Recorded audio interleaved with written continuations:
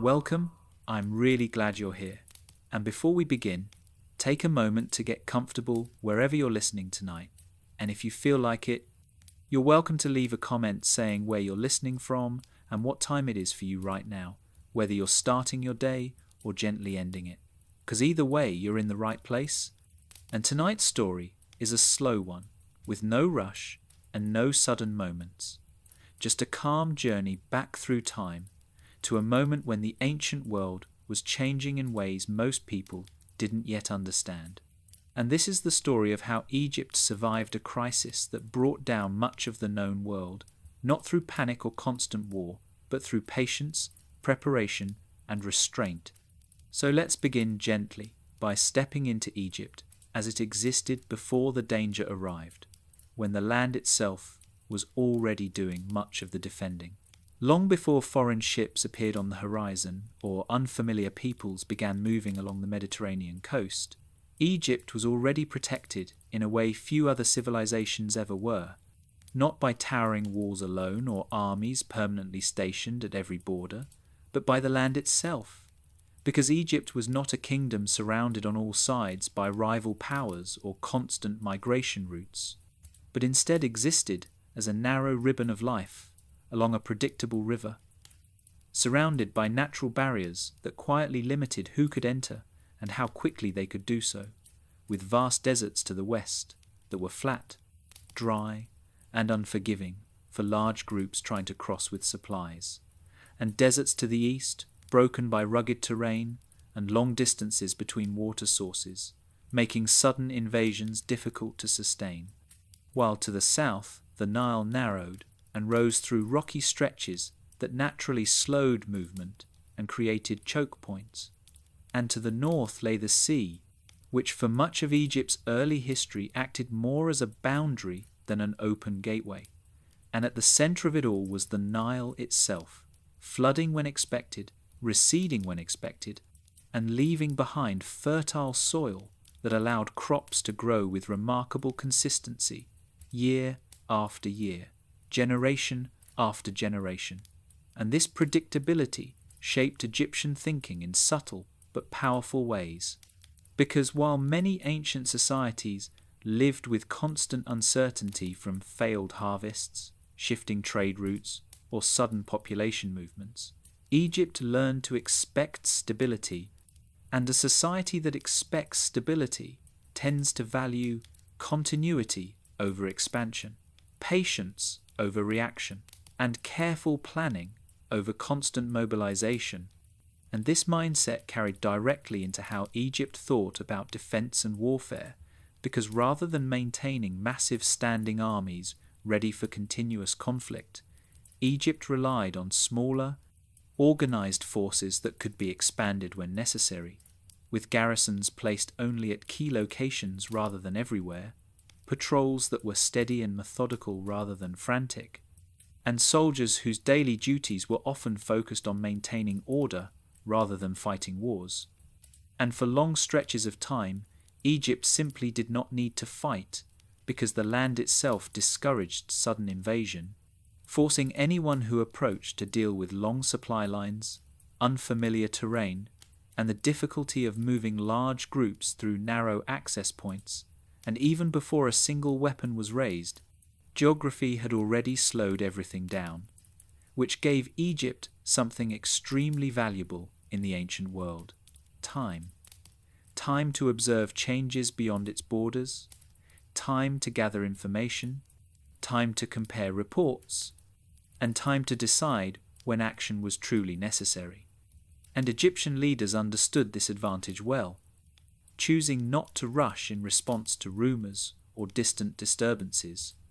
instead relying on traders, envoys, and officials stationed along borders to gather information slowly, watching patterns form rather than reacting to isolated events.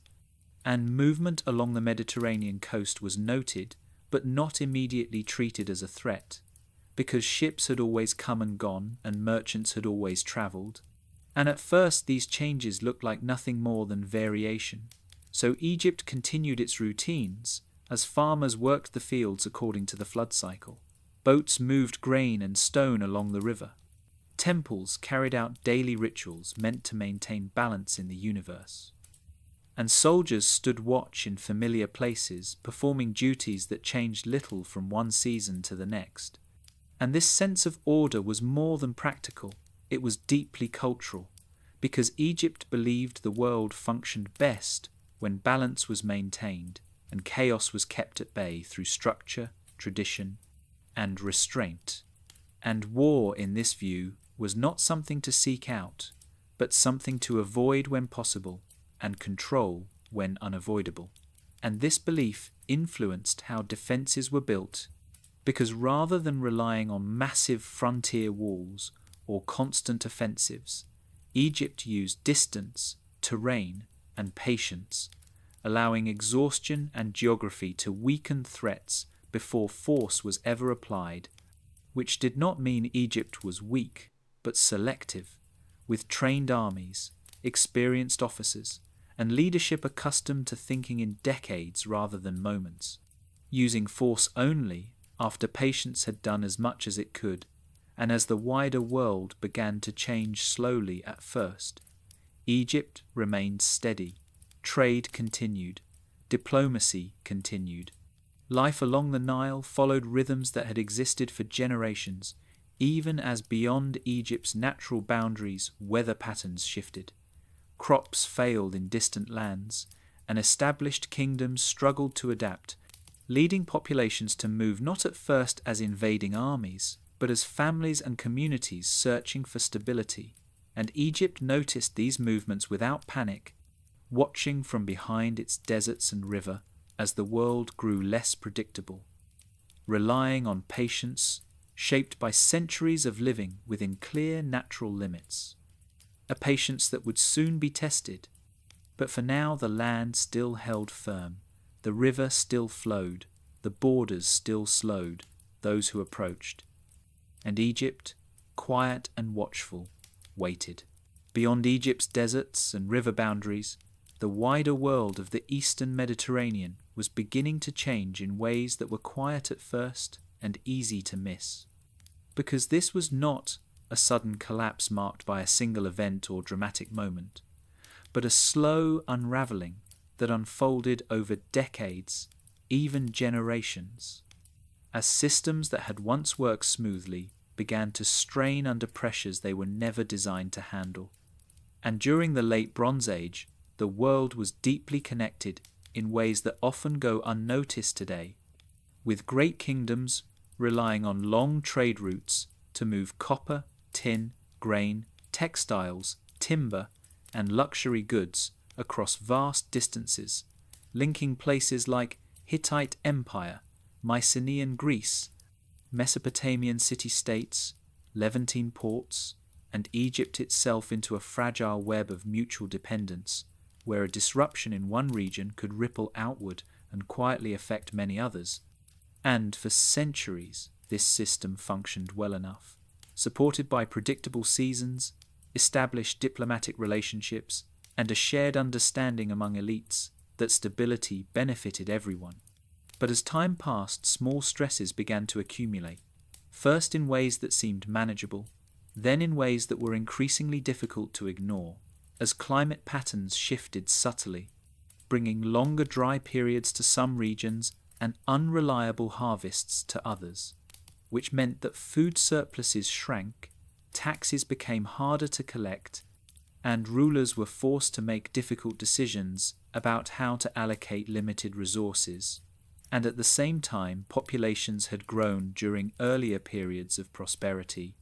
placing additional strain on land that was already being farmed to its limits, especially in regions that did not have a river system as forgiving as the Nile. And, when crops failed in these areas, there was little margin for recovery, leading communities to rely more heavily on trade to fill the gaps, just as trade itself was becoming less reliable,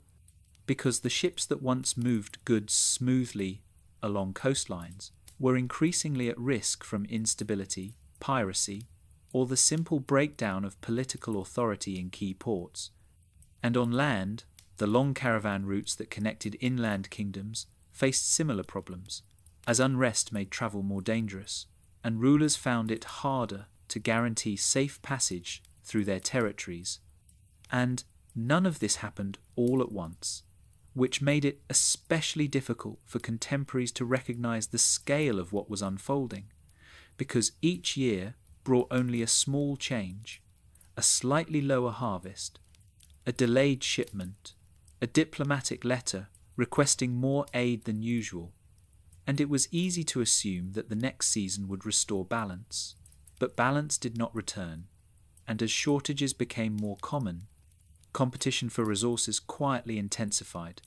not necessarily through immediate warfare, but through increased pressure on border regions, higher demands placed on subject populations,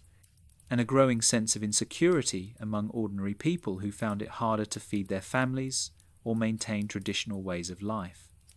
And when societies under strain look for solutions, they often turn outward, first through migration and only later through conflict. And so groups began to move, sometimes gradually, sometimes in larger numbers, following coastlines, river valleys, and known trade paths in search of more stable environments, carrying with them not only their possessions but their families, traditions, and memories of places that no longer supported them. And these movements were not initially perceived as invasions, because migration was a familiar part of the ancient world, and people had always relocated in response to drought or famine. But what made this period different was the scale and persistence of movement. As one group's relocation put pressure on the next region, which in turn displaced others,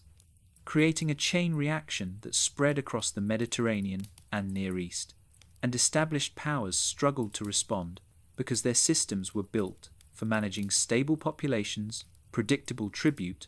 and known diplomatic partners, not for absorbing large numbers of displaced people over extended periods of time. And as this strain continued, the authority of kings and central governments weakened, not always through dramatic overthrow, but through a gradual loss of control. As local officials became less effective, provincial garrisons went unpaid, and loyalty eroded when rulers could no longer provide security or prosperity. And in some cases, cities were abandoned not because they were destroyed, but because maintaining them no longer made sense. As supply routes failed, and surrounding farmland could no longer support dense populations, and this quiet abandonment would later be mistaken for sudden collapse,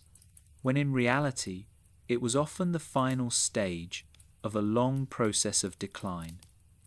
And while these changes unfolded, communication between kingdoms became strained,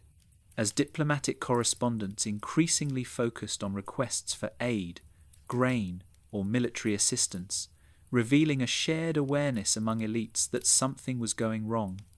even if no one yet understood the full picture. And Egypt, receiving these messages, took note, because it was still comparatively stable, still producing surplus grain, still able to support its population through the predictable rhythms of the Nile. And this made Egypt both fortunate and cautious, aware that its position set it apart from the troubles spreading elsewhere, but also conscious that instability rarely remains contained forever, and as neighbouring regions weakened, Egypt faced new kinds of pressure, not in the form of immediate attack,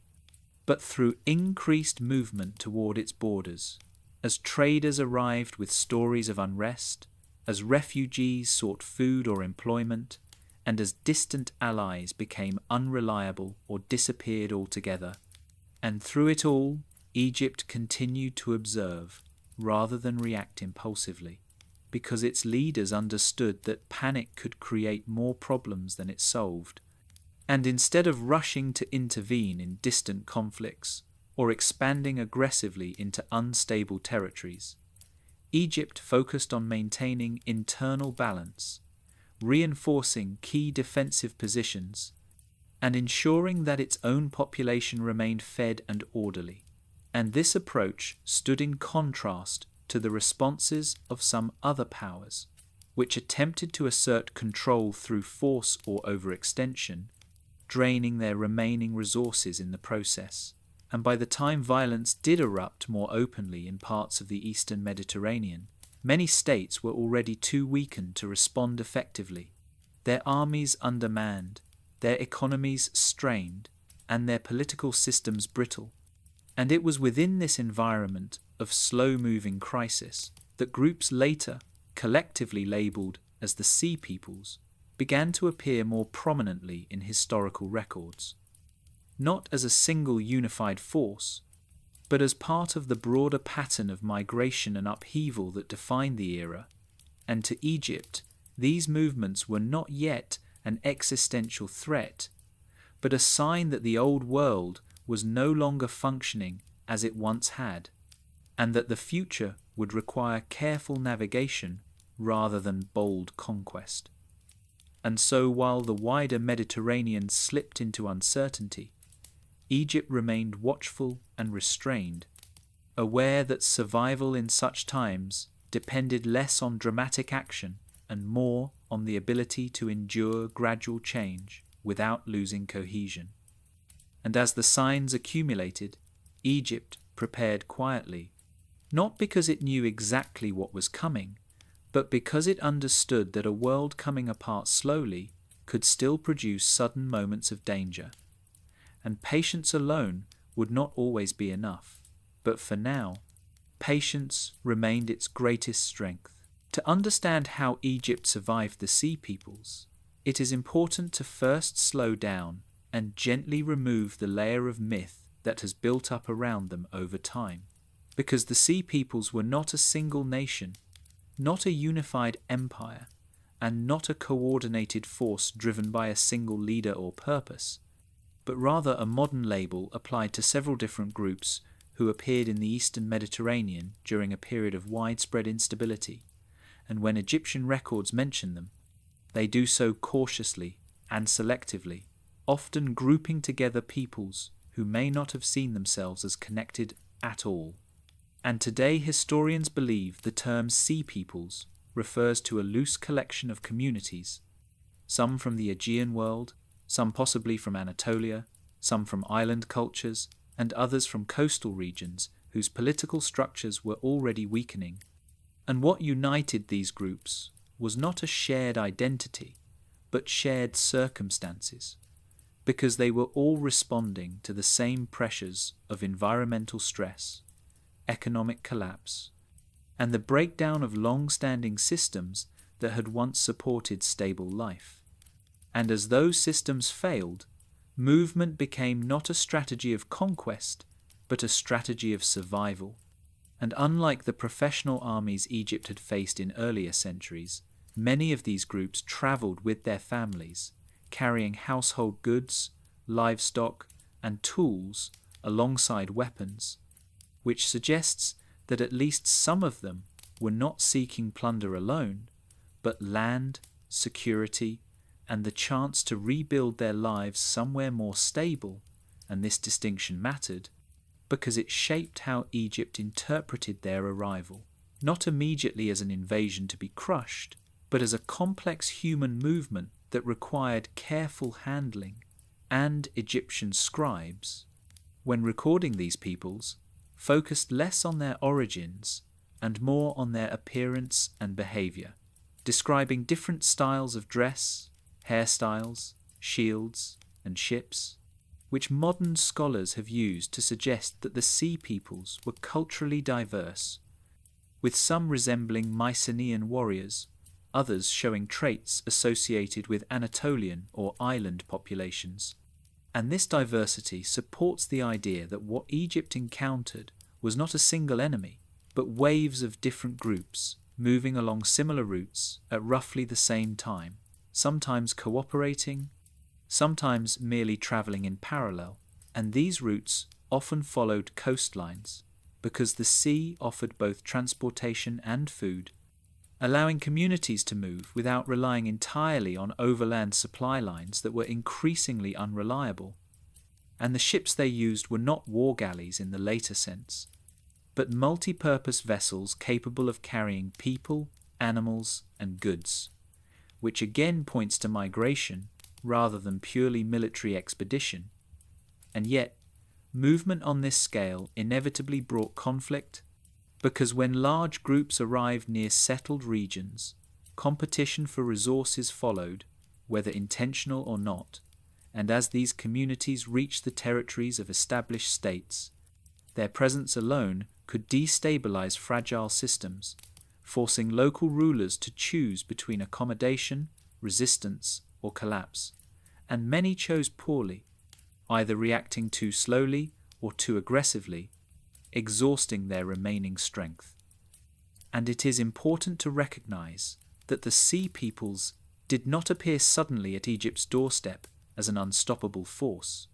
but moved gradually through regions that were already weakening,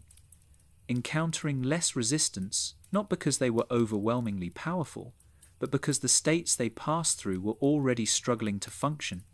and in some cases they may have been welcomed initially, offered land or employment as mercenaries, before relationships deteriorated under the strain of scarcity. And Egyptian records, when read carefully, suggest awareness of this complexity because they do not describe constant battle or total war, but episodes of engagement interspersed with long periods of observation and preparation, which implies that Egypt did not view the Sea Peoples as an abstract evil, but as a real, shifting population whose intentions could not be assumed in advance. And this cautious perspective was shaped by Egypt's long experience with border peoples, traders, and migrants. Because Egypt had always interacted with outsiders, absorbing some, repelling others, and managing relationships through a combination of diplomacy, economic integration, and controlled force. And so when the Sea Peoples entered Egypt's awareness, they were placed within this familiar framework rather than treated as an unprecedented threat. And it is also worth noting that the Sea Peoples themselves were not necessarily united in purpose, because groups under pressure do not always act cohesively, and what one community sought might differ from another, with some looking for permanent settlement, others for seasonal resources, and others perhaps for opportunities created by the weakening of established powers. And this internal diversity likely made them less predictable, but also less capable of sustained, coordinated campaigns against a well-organized state. And Egypt, observing this, did not rush to confront them in open battle, understanding that patience could allow divisions and exhaustion to take their toll,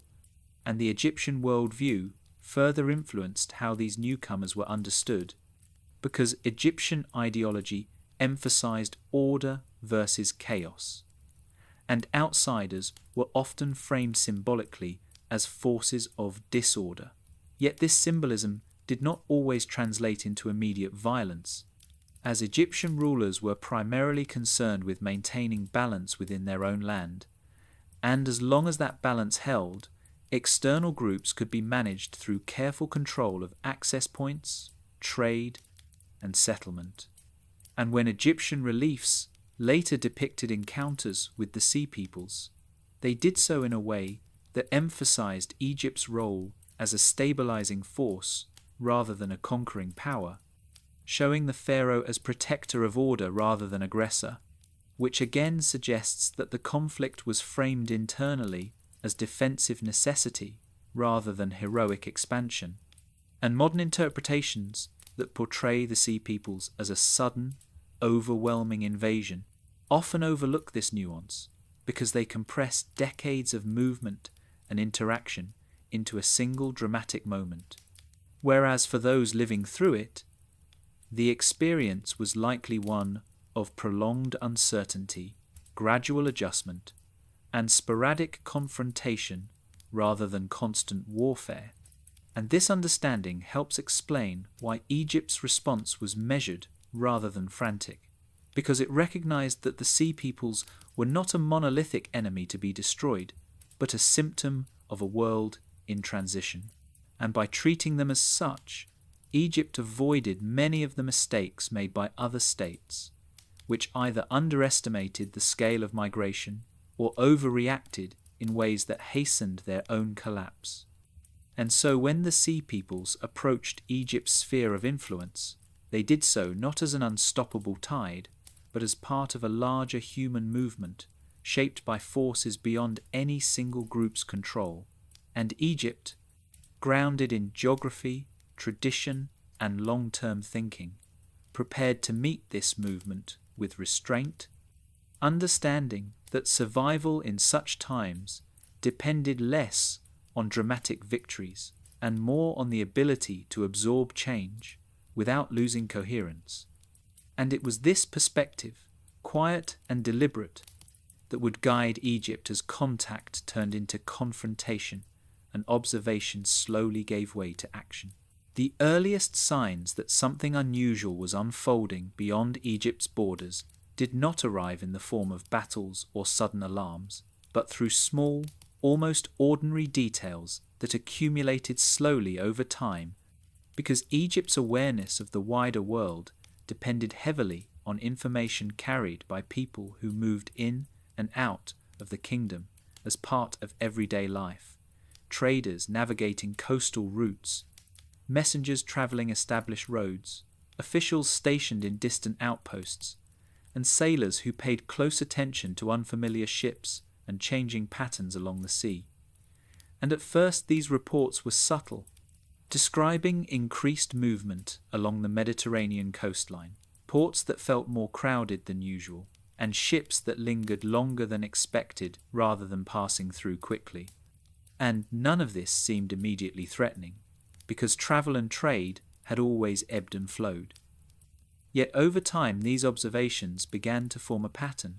as the same concerns appeared again and again in reports arriving from different directions, suggesting that what was happening was not isolated or temporary, and Egyptian administrators, trained to think in terms of continuity and balance, began quietly comparing notes, not to provoke action, but to understand whether these changes represented a shift in the normal order of things. And along the northern edges of Egypt, particularly near the Nile Delta, officials responsible for monitoring movement along waterways noticed that unfamiliar groups were appearing more frequently, sometimes asking for food or trade, sometimes simply passing through. And while Egypt had long experience managing foreigners and migrants, the volume and persistence of these encounters felt different, as though the usual rhythms of arrival and departure were being replaced by something more sustained. And at the same time, reports from inland border regions described similar pressures, as communities farther north and east struggled with shortages and instability, sending people southward in search of stability. And Egypt responded to these early signs not with military escalation, but with administrative attention, increasing record-keeping, adjusting patrol schedules, and ensuring that key observation points remained staffed and supplied, because the goal at this stage was not confrontation, but clarity, and Egyptian officials understood that reacting too quickly could create unnecessary disruption, while reacting too slowly could allow problems to grow unchecked. And so they chose a middle path, quietly reinforcing their ability to see and understand what was happening without drawing attention to themselves. And this approach extended to Egypt's coastal defences,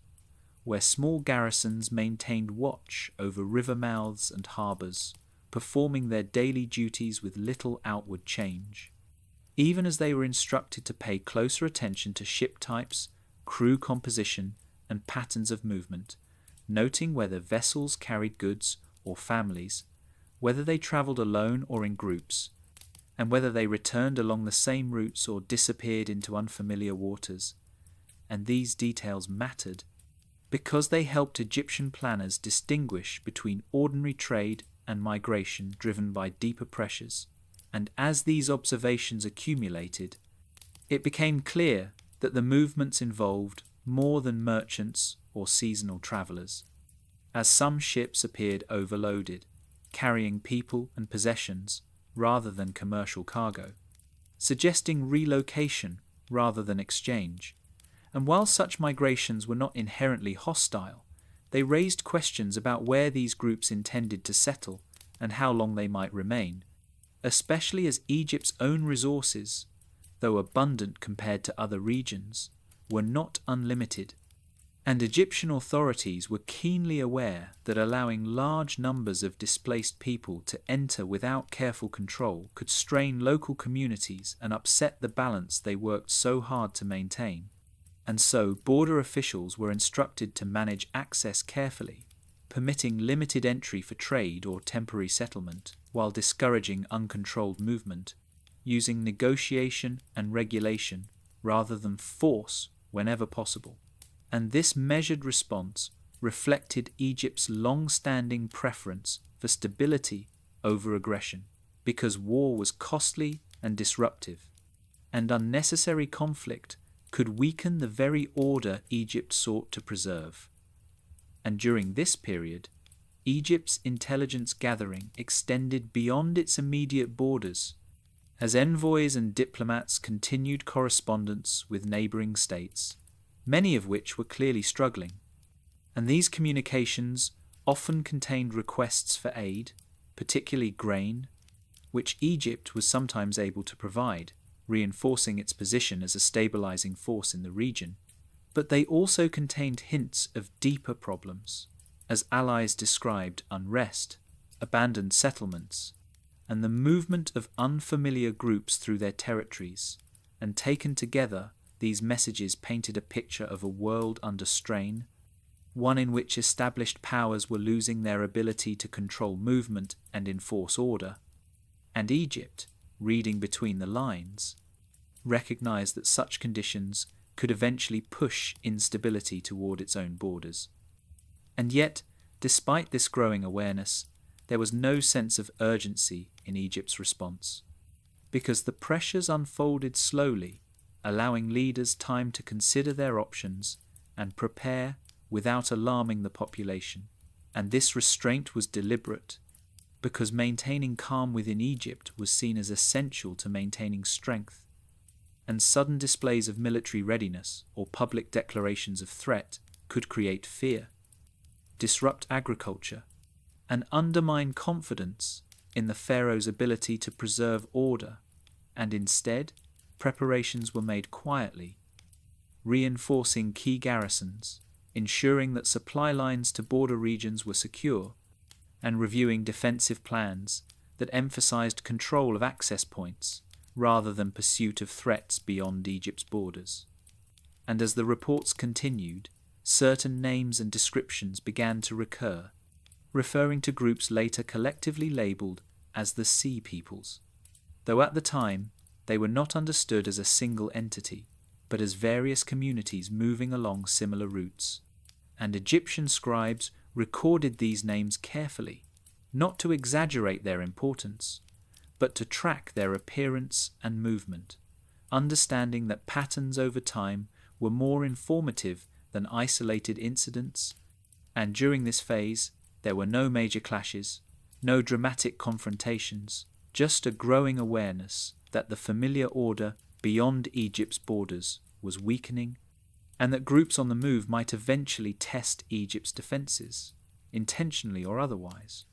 And this awareness shaped Egypt's preparations in subtle ways, influencing where ships were stationed, how patrols were organised, and how communication between coastal and inland regions was maintained. And all of this occurred within the framework of normal administrative life, with officials carrying out their duties, soldiers standing watch, and farmers continuing to work the land, largely unaware of the quiet adjustments being made on their behalf. And this separation between preparation and public life was intentional, because Egypt's leaders understood that fear could be as destabilizing as any external threat. And by keeping preparations discreet, they preserved the sense of continuity that defined Egyptian society, even as the world beyond grew increasingly uncertain. And in this way, Egypt entered the coming crisis not as a state caught off guard, but as one that had been watching, listening, and adjusting gradually, allowing time and observation to guide its response. And when the moment finally came that observation was no longer enough,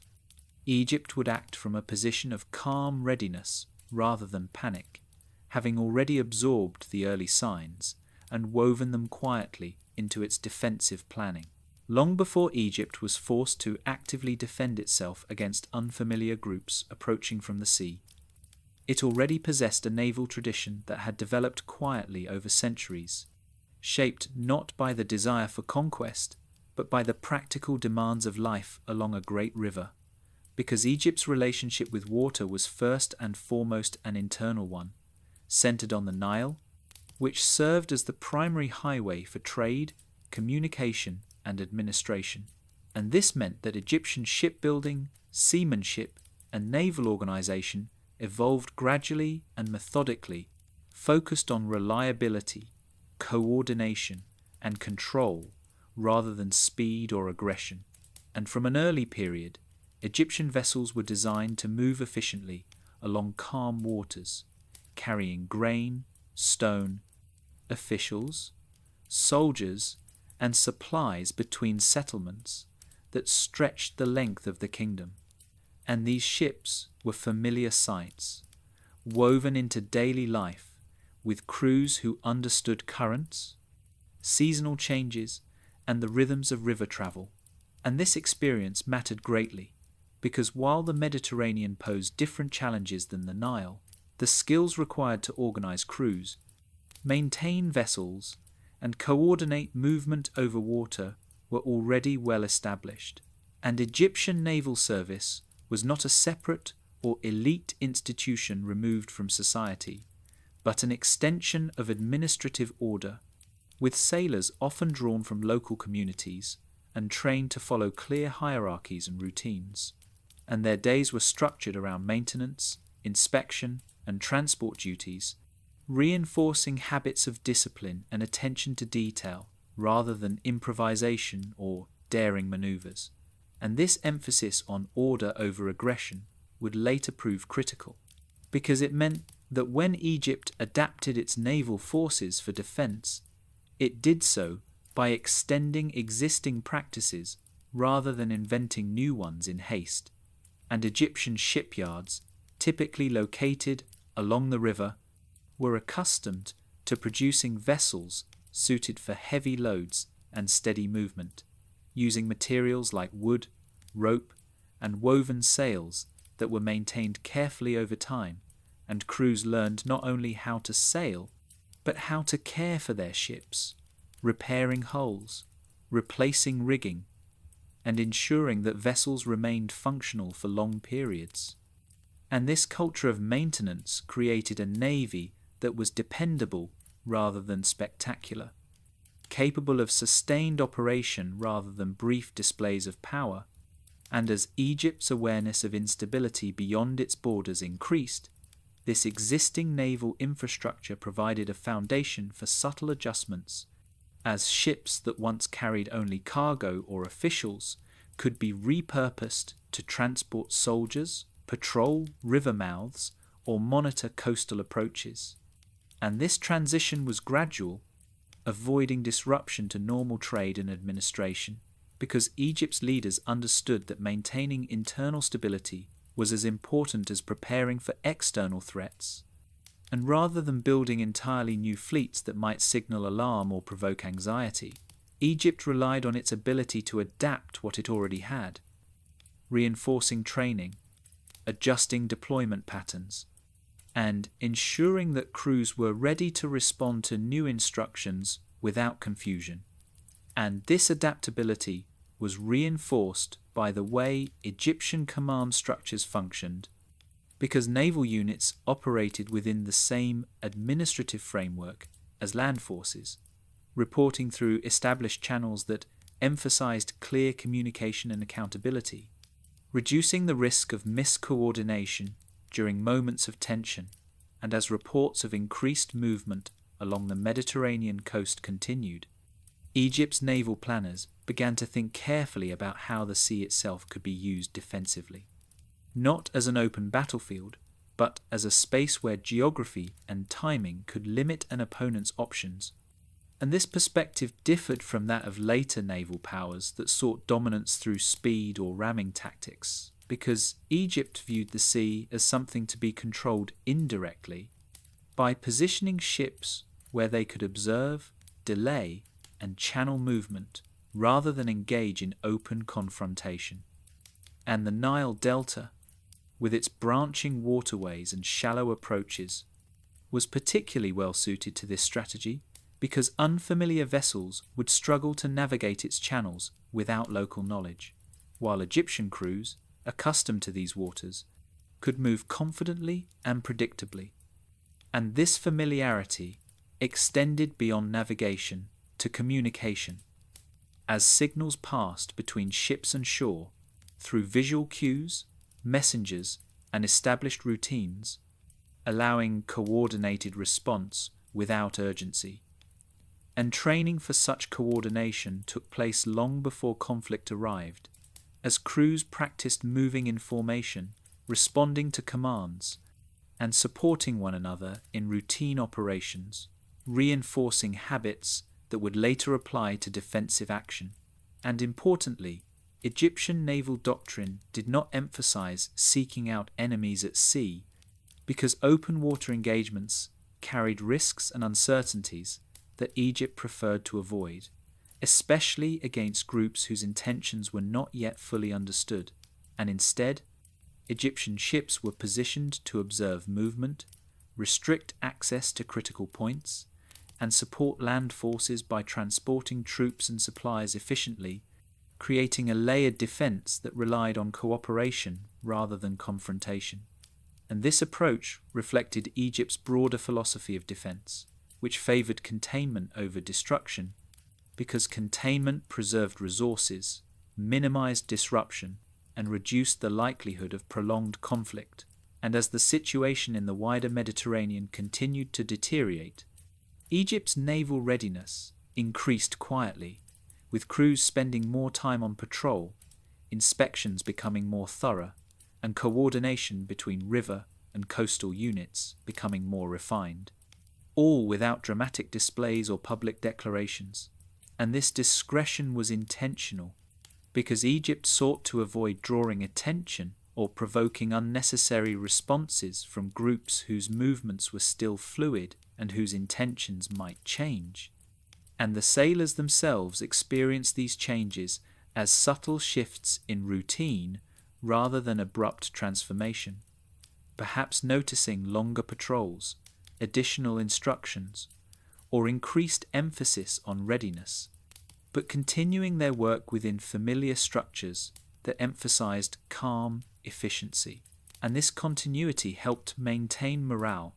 because uncertainty was managed through routine rather than fear.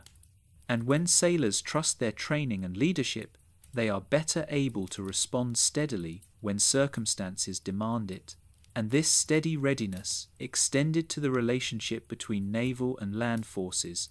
as joint planning ensured that ships could support garrisons along the coast and delta, transporting soldiers, reinforcing positions, and ensuring that defensive points remained supplied.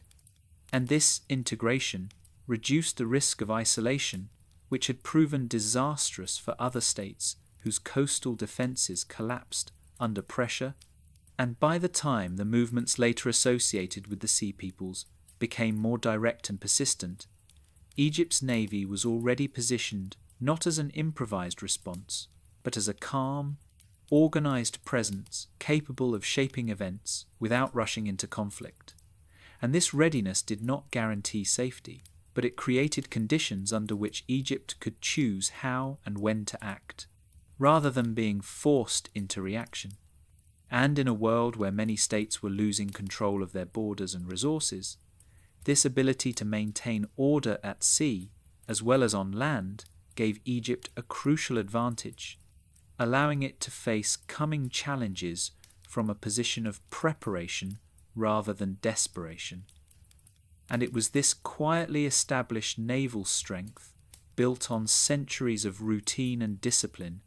that would soon play a central role in Egypt's survival as the movements along the sea transformed from distant reports into direct encounters. Life inside Egypt's coastal garrisons during the years before open conflict arrived was defined less by moments of danger and more by long stretches of routine, repetition, and quiet vigilance. Because these outposts were not dramatic fortresses perched on cliffs or crowded with elite warriors, but practical installations placed at key locations along the coast and the Nile Delta, designed to observe, regulate, and respond calmly rather than to intimidate or provoke.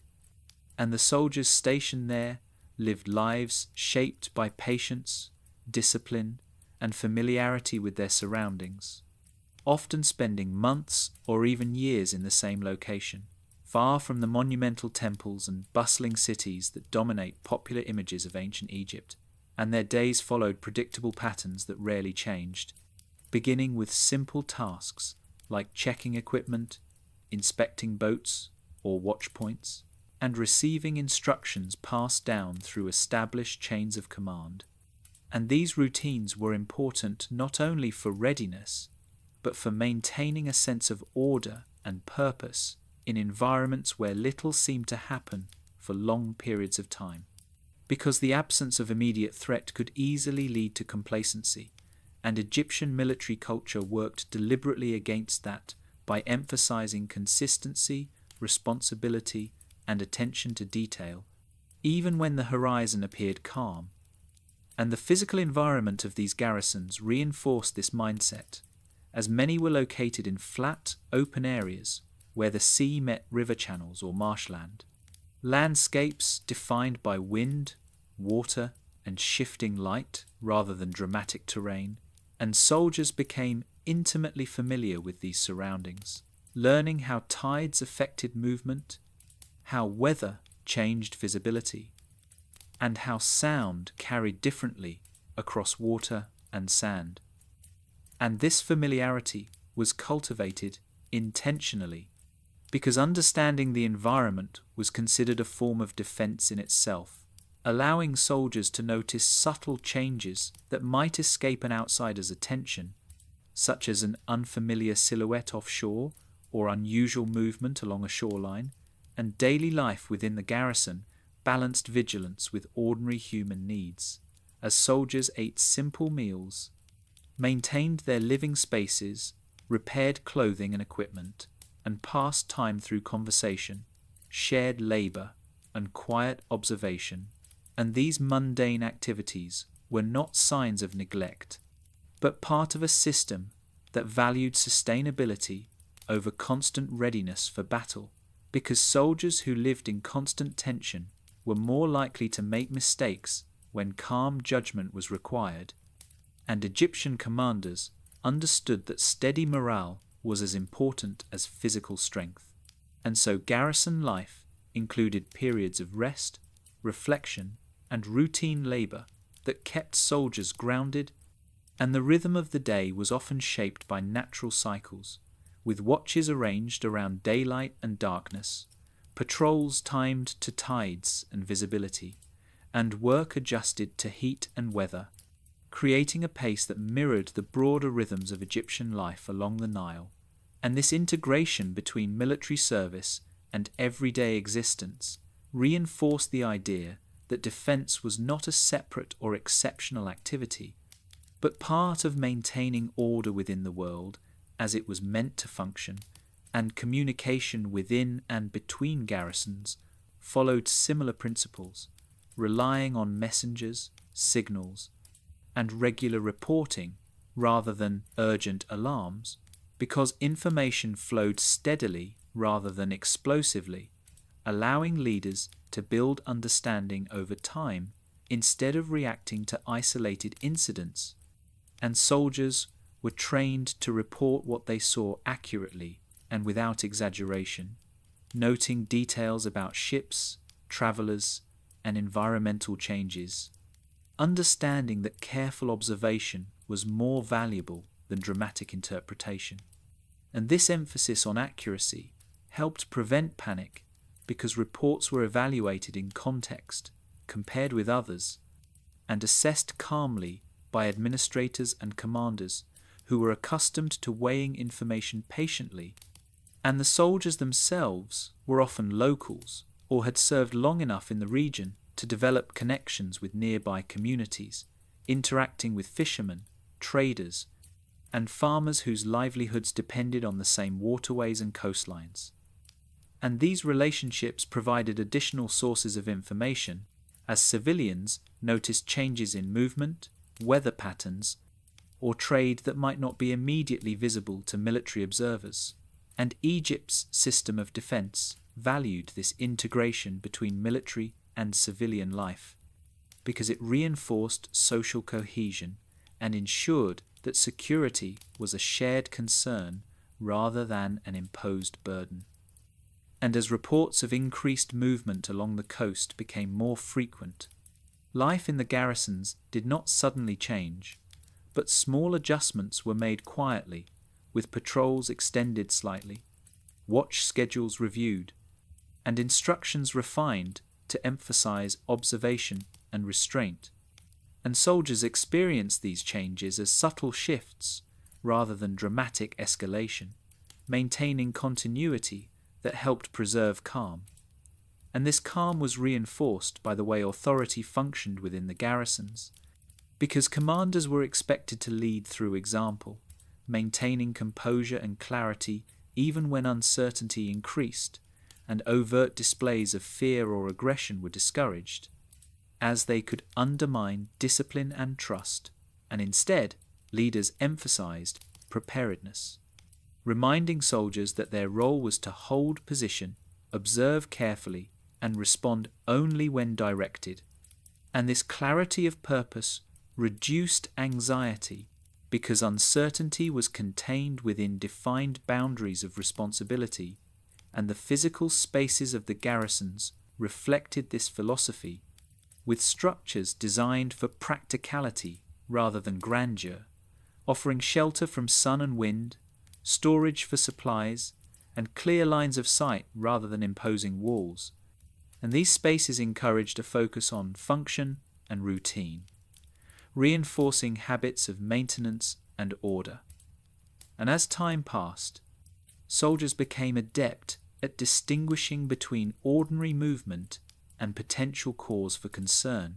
learning to read the sea and shoreline in ways that reduced the likelihood of surprise.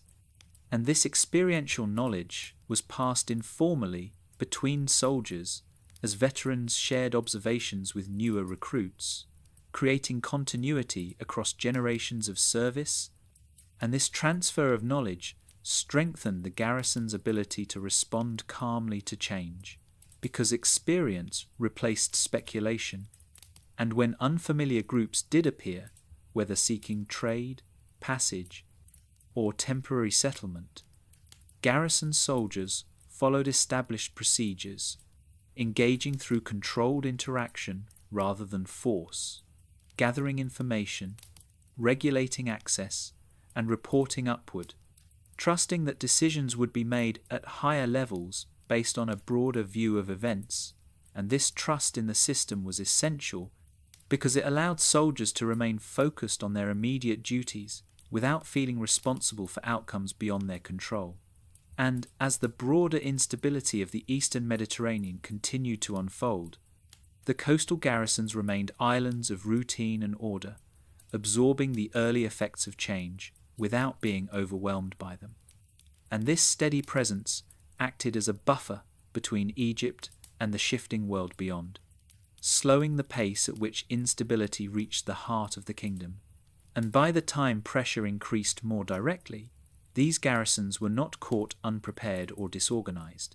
but grounded in years of calm service that had reinforced habits of observation, restraint, and coordination. And it was within these quiet outposts, shaped by wind, water, and routine,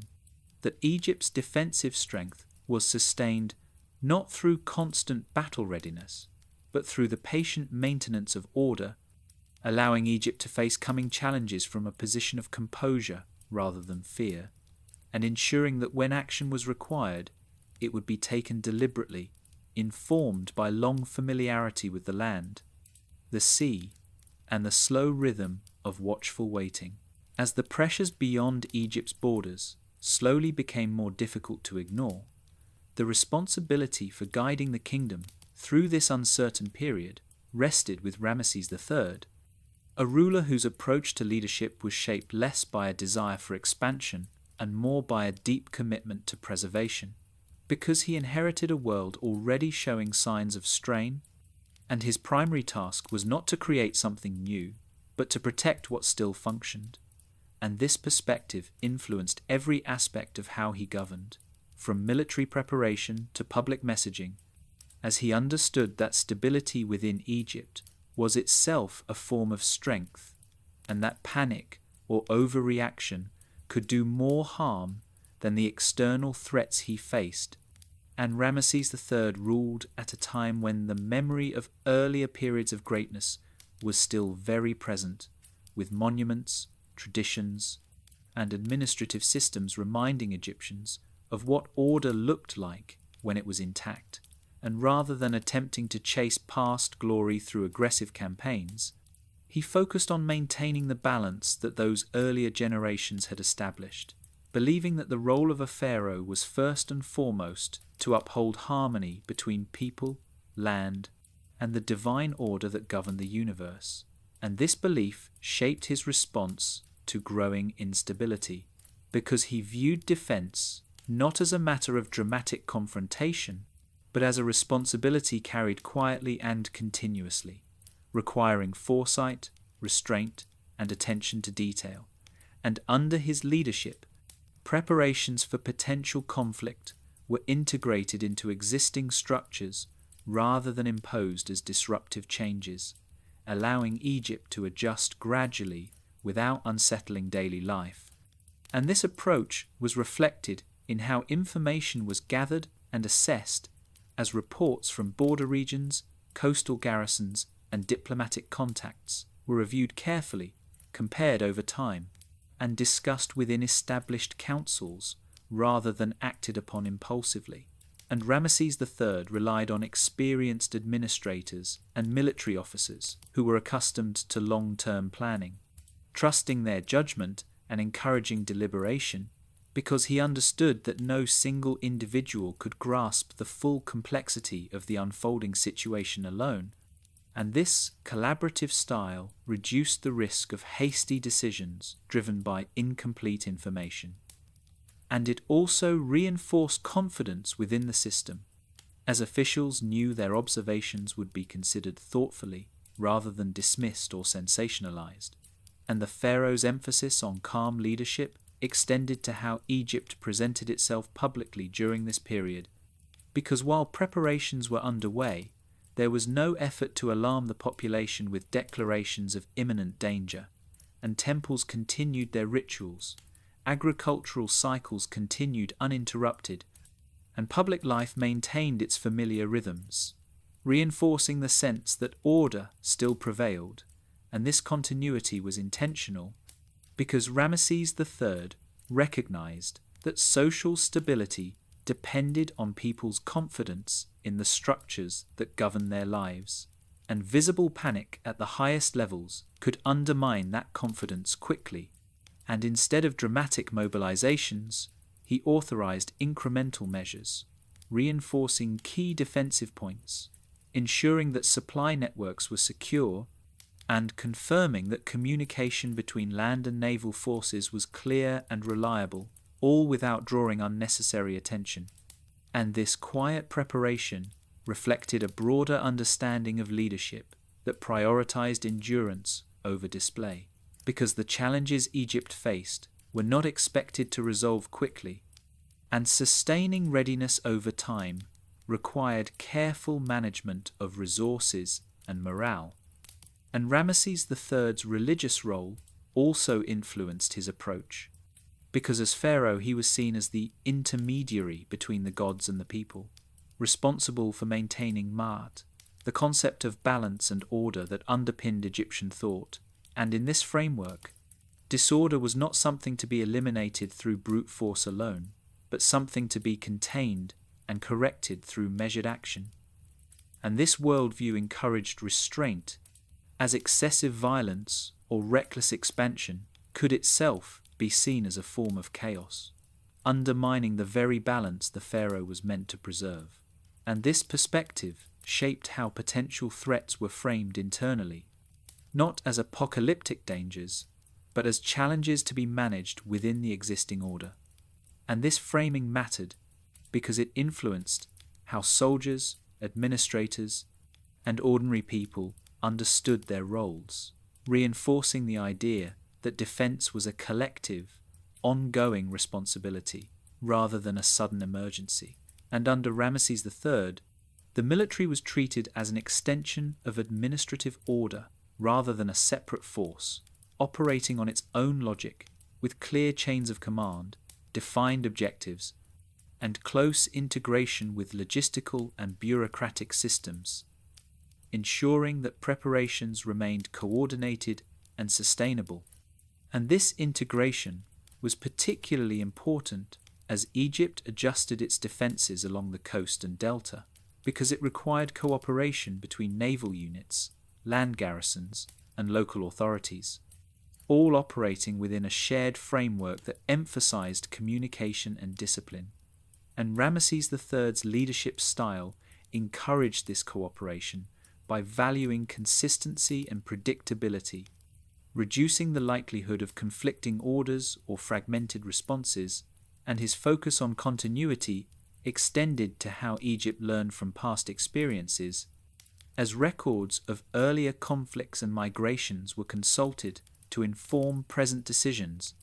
reminding leaders that Egypt had faced external pressures before and survived by relying on patience and control rather than overextension. And this historical awareness tempered reactions to new developments, reinforcing the idea that not every movement or disturbance required immediate confrontation, and that waiting, observing, and preparing could be more effective than acting prematurely. And as pressures increased,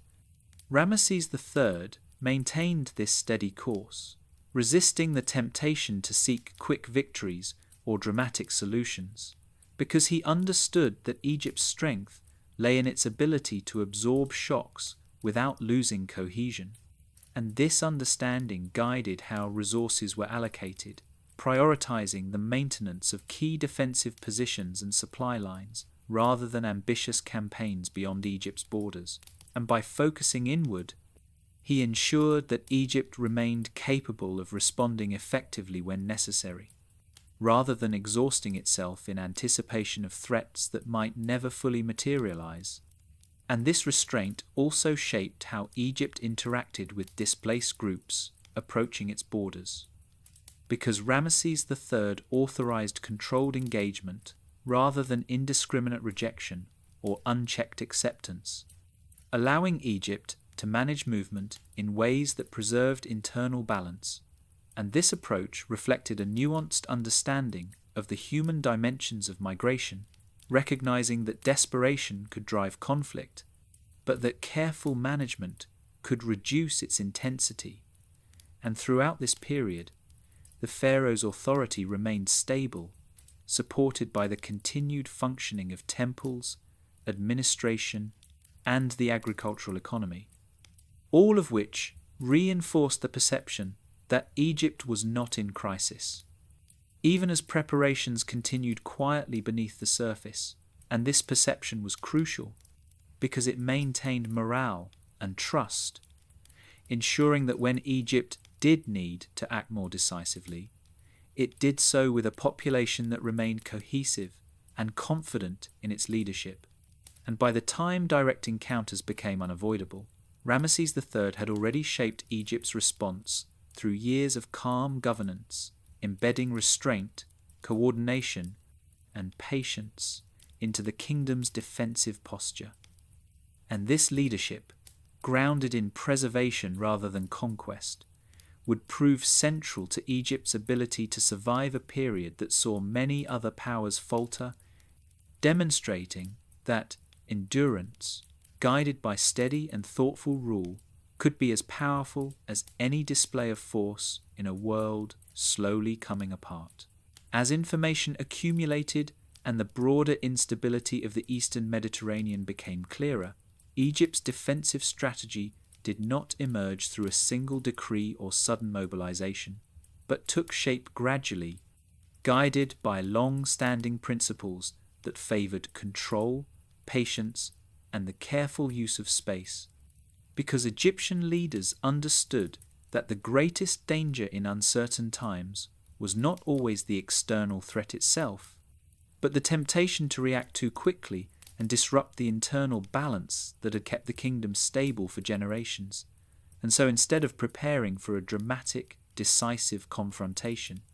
Egypt focused on shaping the conditions under which any encounter would occur, ensuring that if conflict came, it would unfold on Egypt's terms rather than being dictated by the movements of others.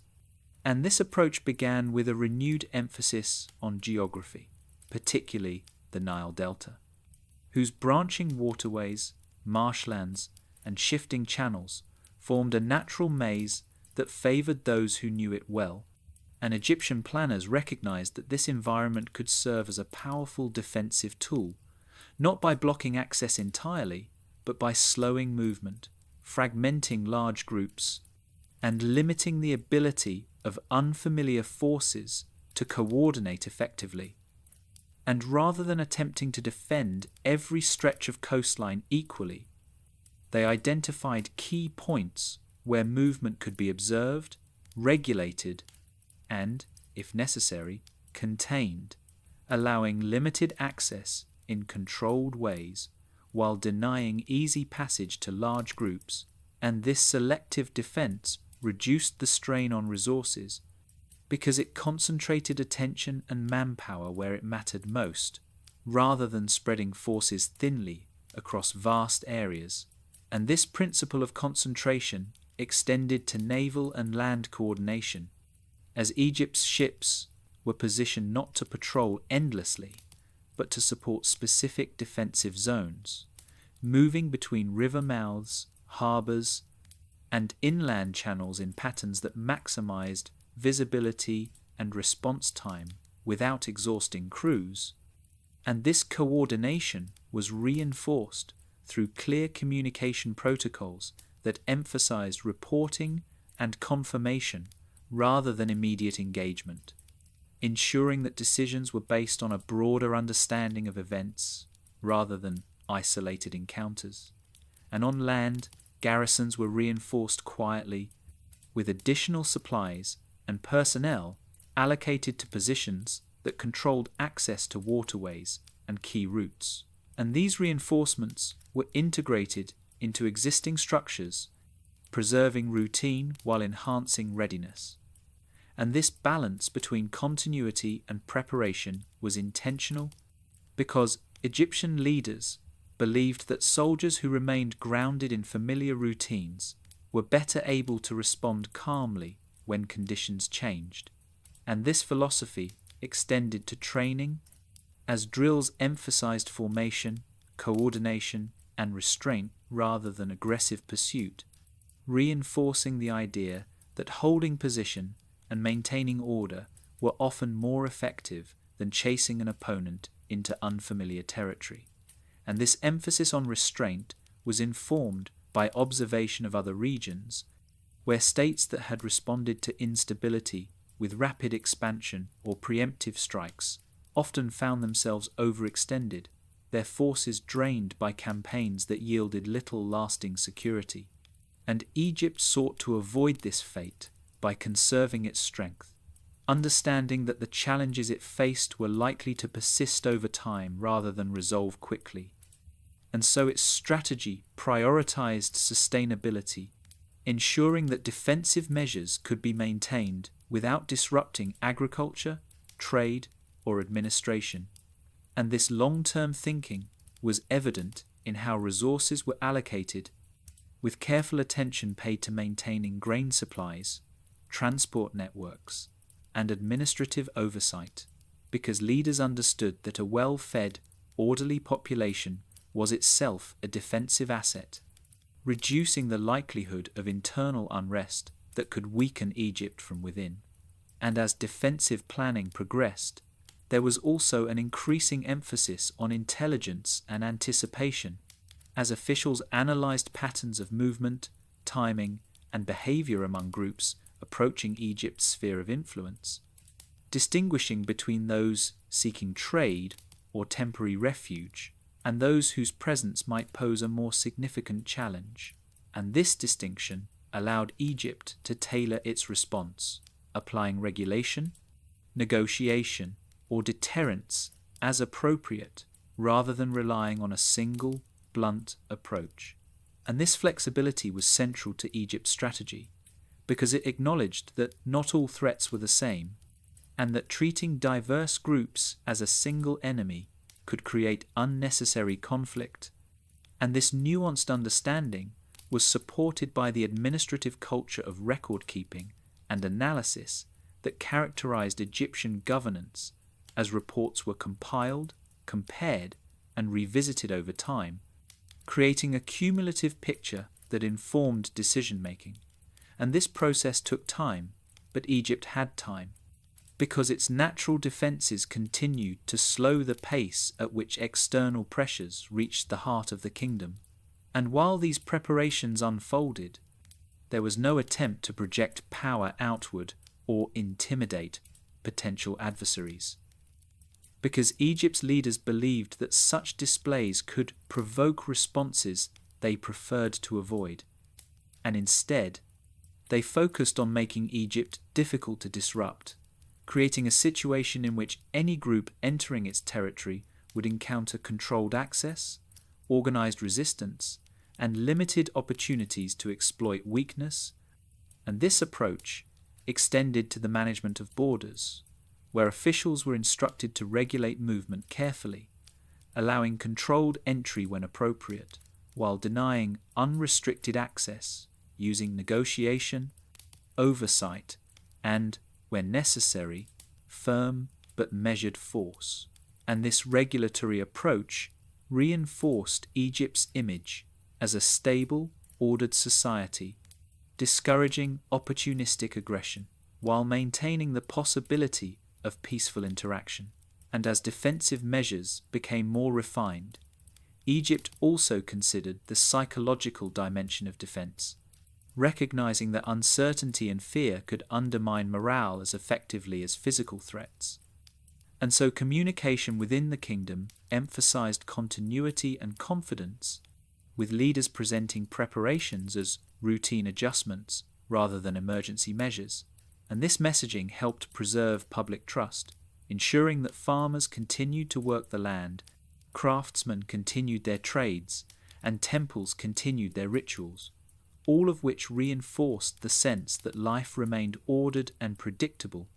And this internal stability allowed Egypt to devote attention and resources to defense without sacrificing the social cohesion that underpinned its strength. And over time,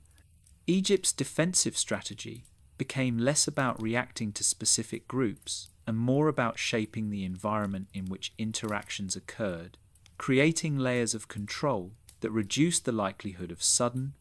uncontrolled confrontation. And this layered approach included observation, regulation, deterrence, and, only as a last resort, direct engagement, reflecting a philosophy that valued balance over dominance.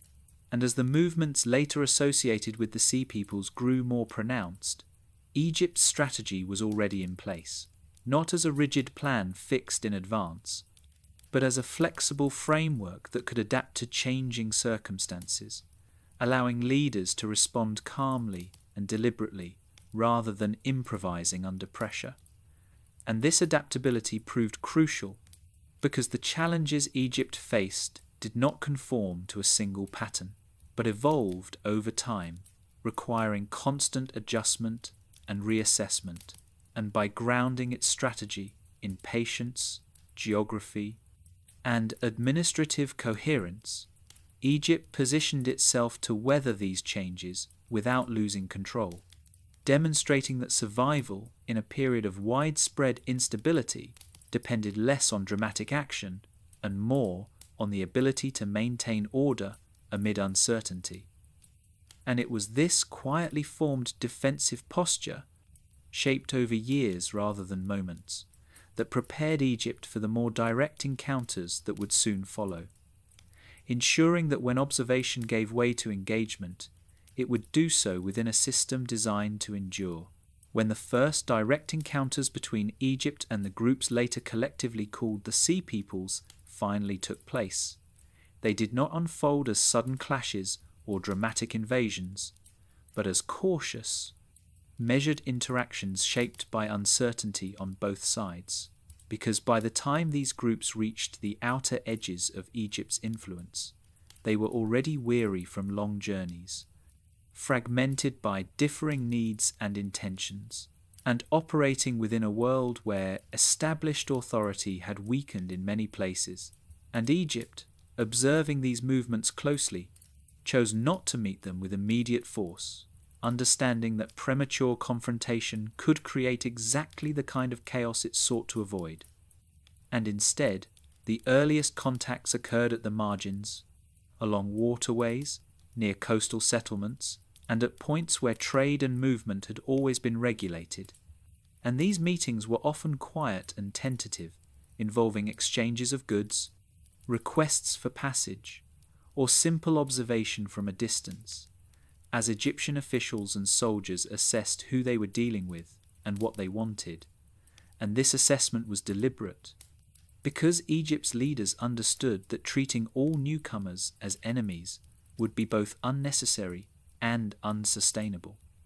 especially when the motivations of these groups varied widely, and some appeared to be seeking food or temporary refuge rather than conflict. And Egyptian procedures for such encounters emphasized control and information gathering, as soldiers followed established protocols, regulating access to resources, limiting movement into sensitive areas, and reporting details upward through administrative channels, ensuring that decisions were informed by a broader understanding rather than local impulse. And these protocols helped prevent isolated incidents from escalating into wider conflict, because individual encounters were contextualized within a larger strategy that prioritized stability. And from the perspective of the Sea Peoples, these early interactions likely felt unfamiliar and restrictive, because Egypt's border management was more organized and disciplined than that of many regions they had recently passed through. And this discipline sent a clear message without resorting to violence, signaling that while Egypt was not closed to interaction,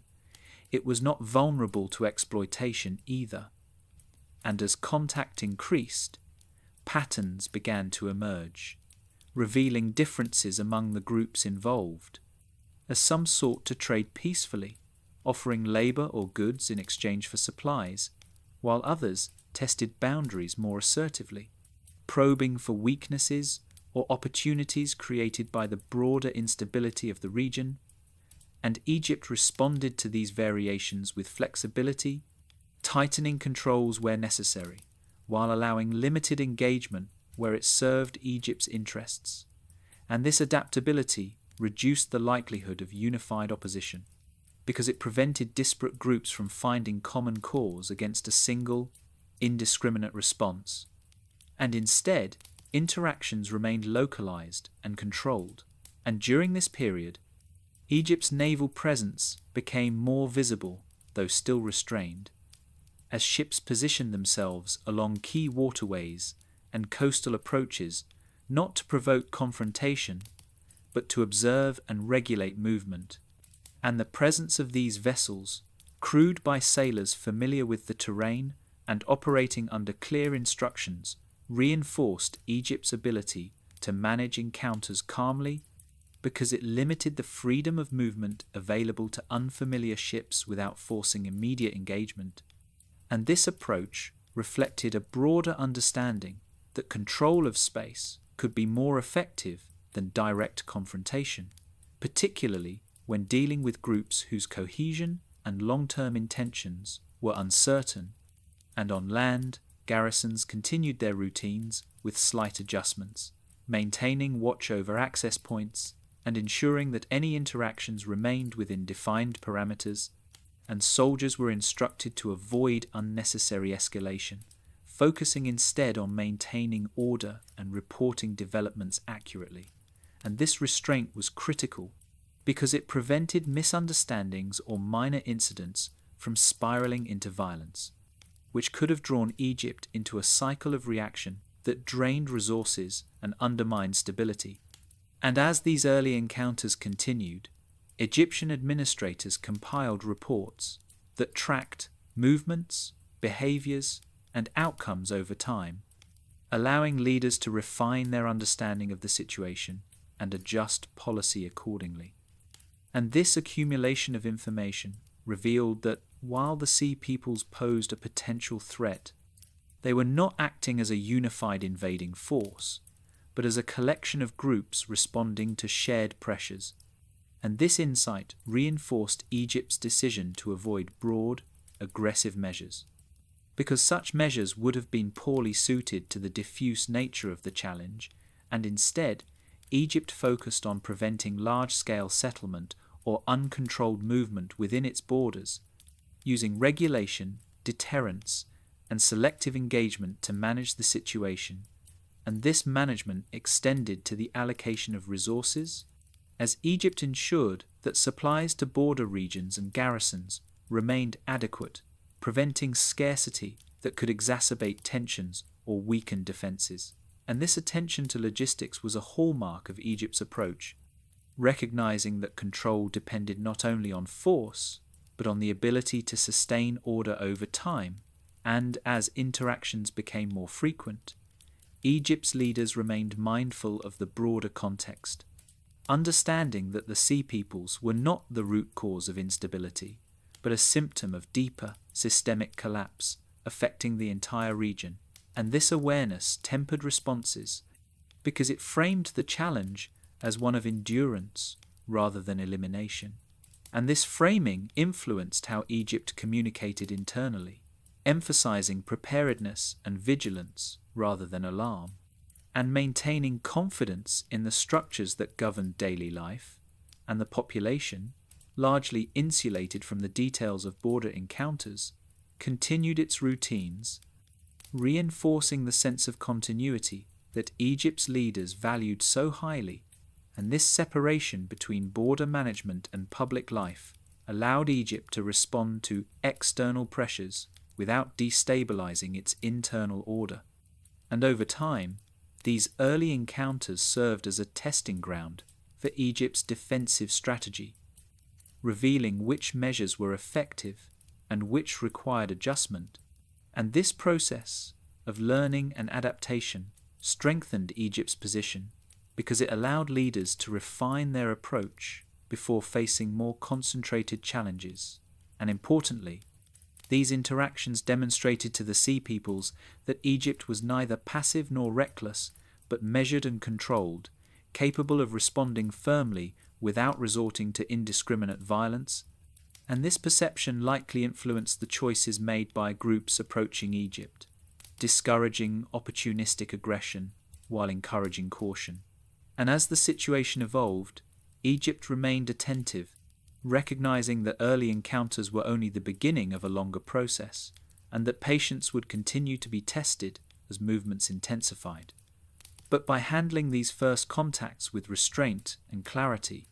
Egypt avoided provoking a crisis before it was necessary, preserving its strength and cohesion for the challenges that lay ahead, and in doing so, it demonstrated that survival in times of uncertainty often begins not with decisive battles, but with the careful management of first impressions, ensuring that when the moment came to act more forcefully, it would do so from a position of calm readiness rather than reactive fear. When Egypt's leaders determined that the movement along the coast and toward the river mouths could no longer be managed through observation and regulation alone, the focus of defense settled firmly on the Nile Delta, a region whose geography favored patience and familiarity over speed and aggression. Because the delta was not a single open shoreline, but a wide, branching landscape of channels, marshes, islands, and shallow waters that change subtly with seasons and currents. And this complexity made it difficult for unfamiliar vessels to move with confidence, while Egyptian crews, accustomed to these waterways from years of transport and patrol, could navigate them with calm precision, and rather than meeting approaching ships far out at sea, where outcomes were unpredictable, Egypt positioned its naval forces inward, closer to the river mouths and along key channels, allowing the environment itself to slow and fragment any incoming movement. And this decision reflected a broader philosophy that valued control over confrontation, because by drawing potential threats into constrained spaces, Egypt reduced their ability to maneuver, coordinate, or retreat easily, all without the need for dramatic engagement. And Egyptian ships operating in the delta were organized to support this strategy, moving in coordinated patterns that emphasized coverage and communication rather than pursuit, maintaining sightlines between vessels and shore positions so that information could flow steadily and decisions could be made with a full understanding of conditions. And this coordination was supported by established signaling methods, visual cues, and messengers, which allowed naval units to respond flexibly without rushing. And the sailors themselves were trained to remain attentive and composed, understanding that their role was not to seek out battle, but to maintain order within a defined space. And this clarity of purpose reduced the risk of impulsive action, which could have undermined the broader defensive plan. And as unfamiliar ships approached the delta, they encountered a landscape that required careful navigation, with shifting sandbars, narrow channels, and variable depths, all of which favoured those with local knowledge. And Egyptian crews used this advantage to guide movement deliberately, positioning their vessels to limit access to sensitive areas and direct traffic into channels where it could be observed and managed. And this guidance was not always confrontational, because in many cases it involved simply blocking certain routes while leaving others open, signalling through presence rather than force. And this subtlety was intentional, because Egypt sought to avoid escalating encounters unnecessarily,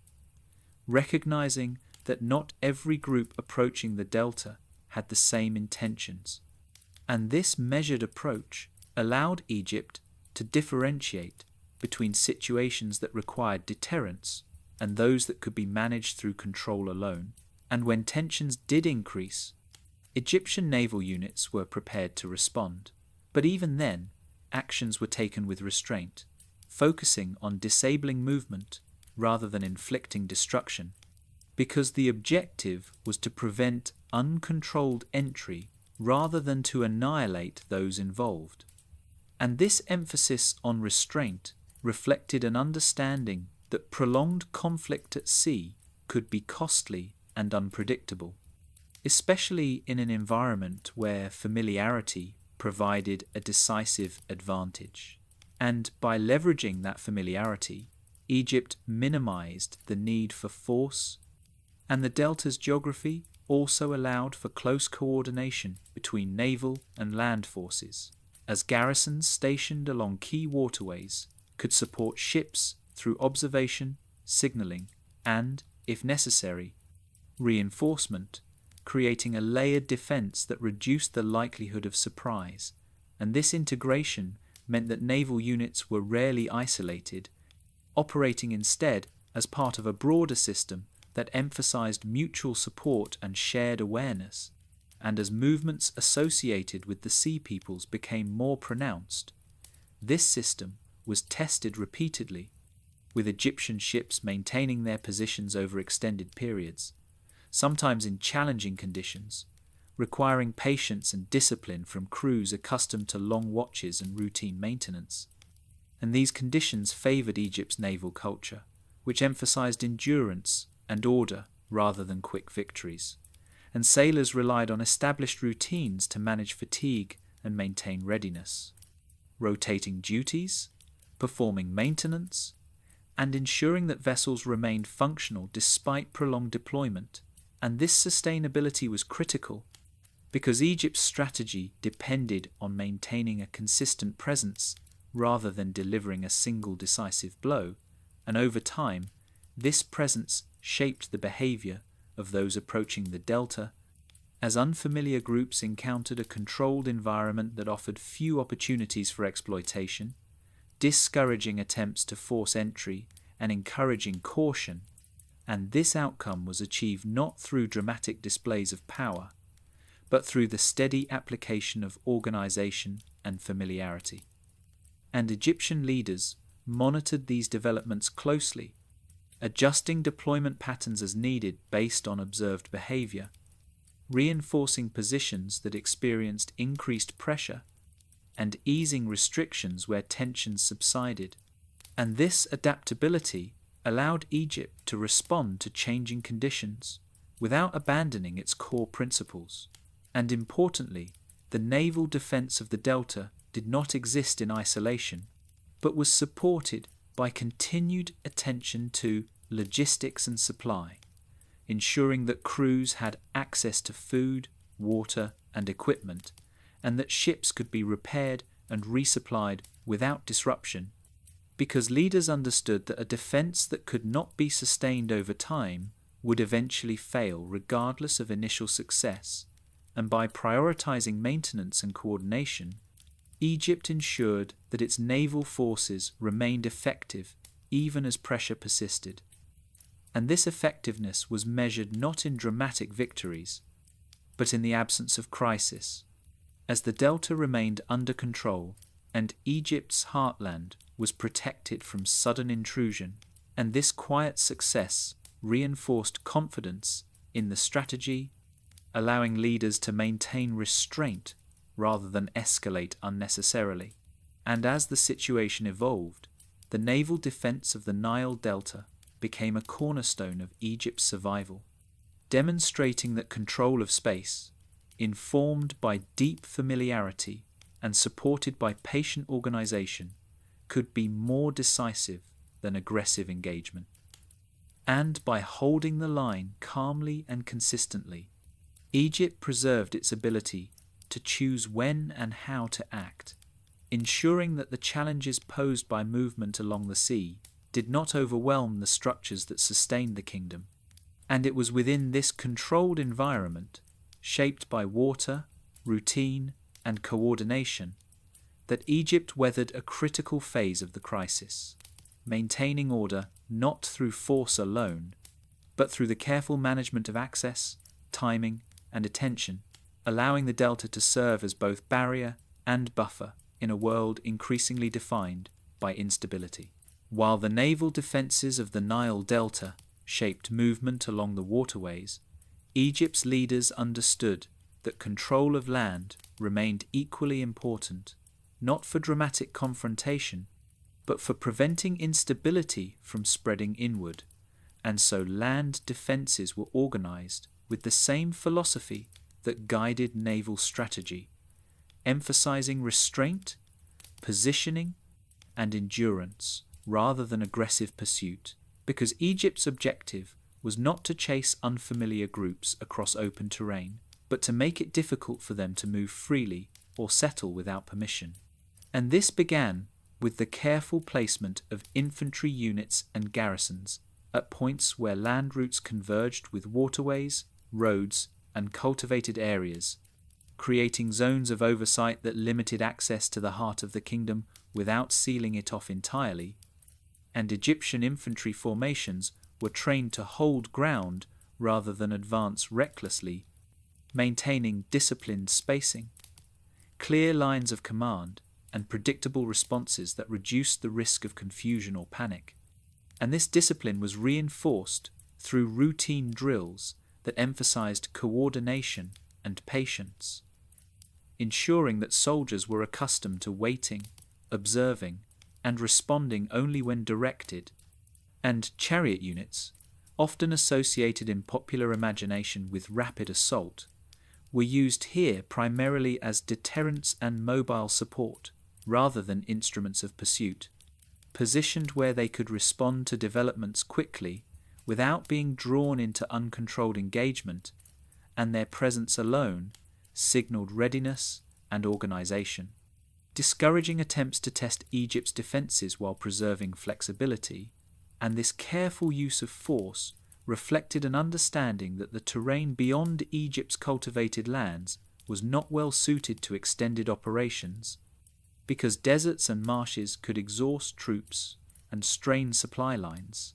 and leaders were determined to avoid the kind of overextension that had weakened other states, and instead, land defences were designed to work in concert with geography, using natural barriers, controlled access points, and established routes to shape movement rather than confront it head-on, and this approach reduced the likelihood of large-scale clashes because it limited opportunities for unfamiliar groups to mass or manoeuvre effectively, and when contact did occur, it was managed deliberately, with soldiers instructed to maintain formation, protect key areas, and avoid pursuit beyond defined zones, understanding that discipline was their greatest advantage, and this restraint extended to how Egypt treated those who approached its borders, because while some encounters involved tension, Egypt avoided indiscriminate violence, recognizing that uncontrolled aggression could create cycles of retaliation and instability that would undermine long-term security, and instead,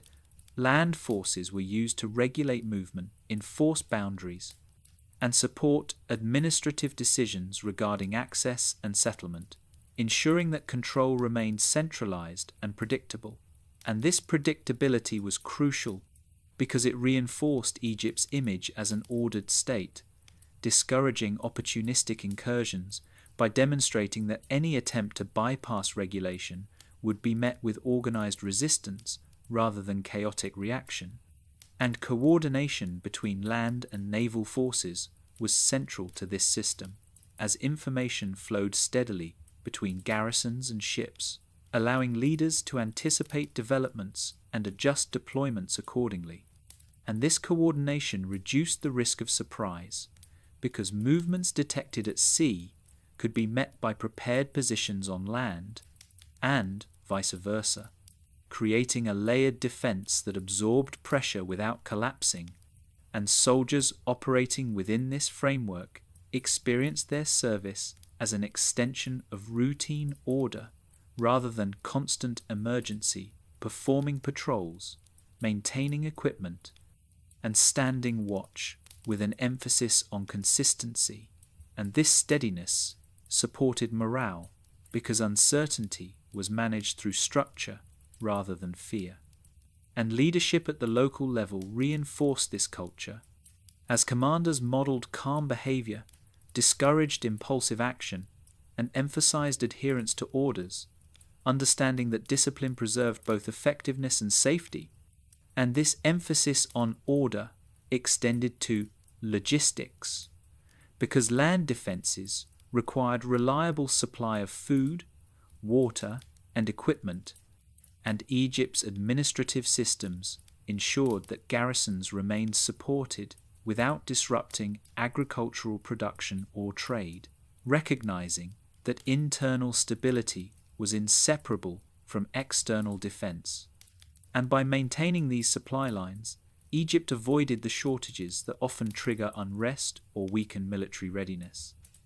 And as encounters with the sea peoples became more frequent, land defences were tested. But the absence of reckless engagement meant that these tests did not escalate into prolonged conflict, because Egypt's strategy denied opponents the kind of decisive battle they might seek, instead forcing them to operate within constrained spaces under constant observation.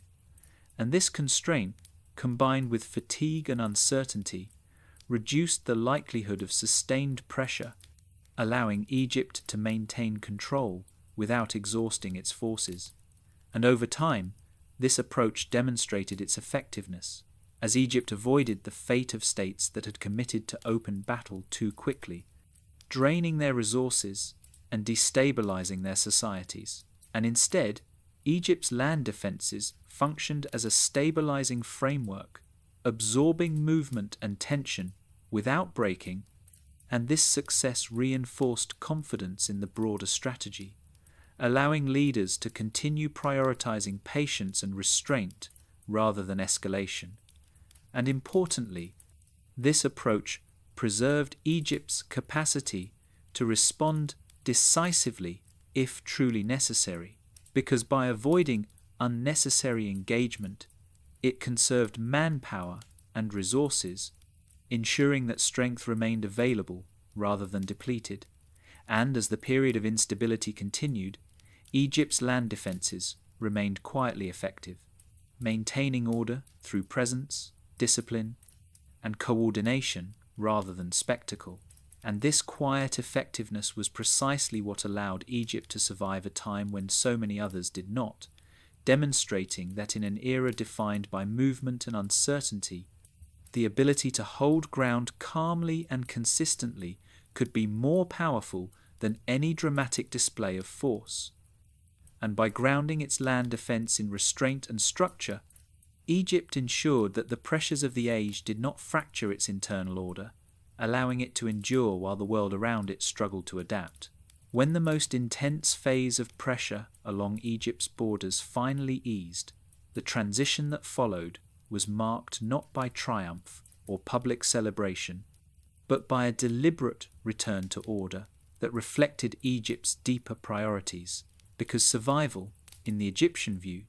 did not require dramatic acknowledgement, only the quiet restoration of balance. And this approach shaped how the aftermath of the encounters was managed at every level of society, beginning with the treatment of those who had been captured or detained during the period of heightened defence, as Egypt did not pursue widespread destruction or expulsion, but instead applied administrative solutions that emphasized control and integration where possible,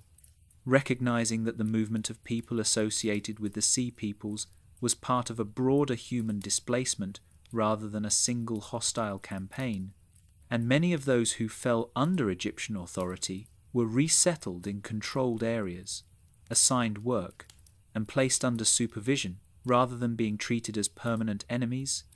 a practice consistent with Egypt's long-standing approach to managing foreign populations, which sought to neutralize instability by absorbing it into the existing order.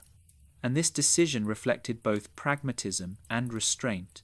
because it reduced the likelihood of renewed conflict, while contributing labour to the state at a time when resources were under strain. And within the military,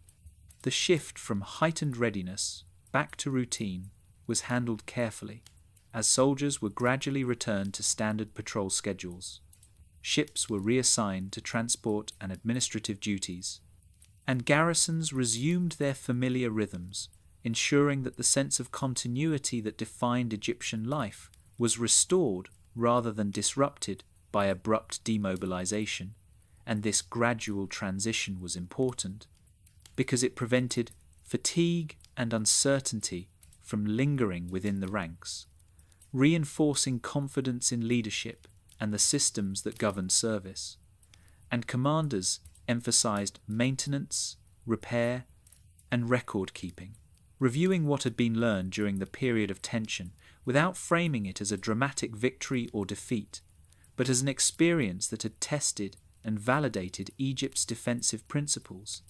And these lessons were incorporated quietly into training and planning, ensuring that preparedness remained part of the kingdom's long-term posture rather than a temporary reaction. And beyond the military, administrators focused on stabilizing border regions, assessing damage, reallocating resources, and ensuring that local communities returned to normal activity as smoothly as possible.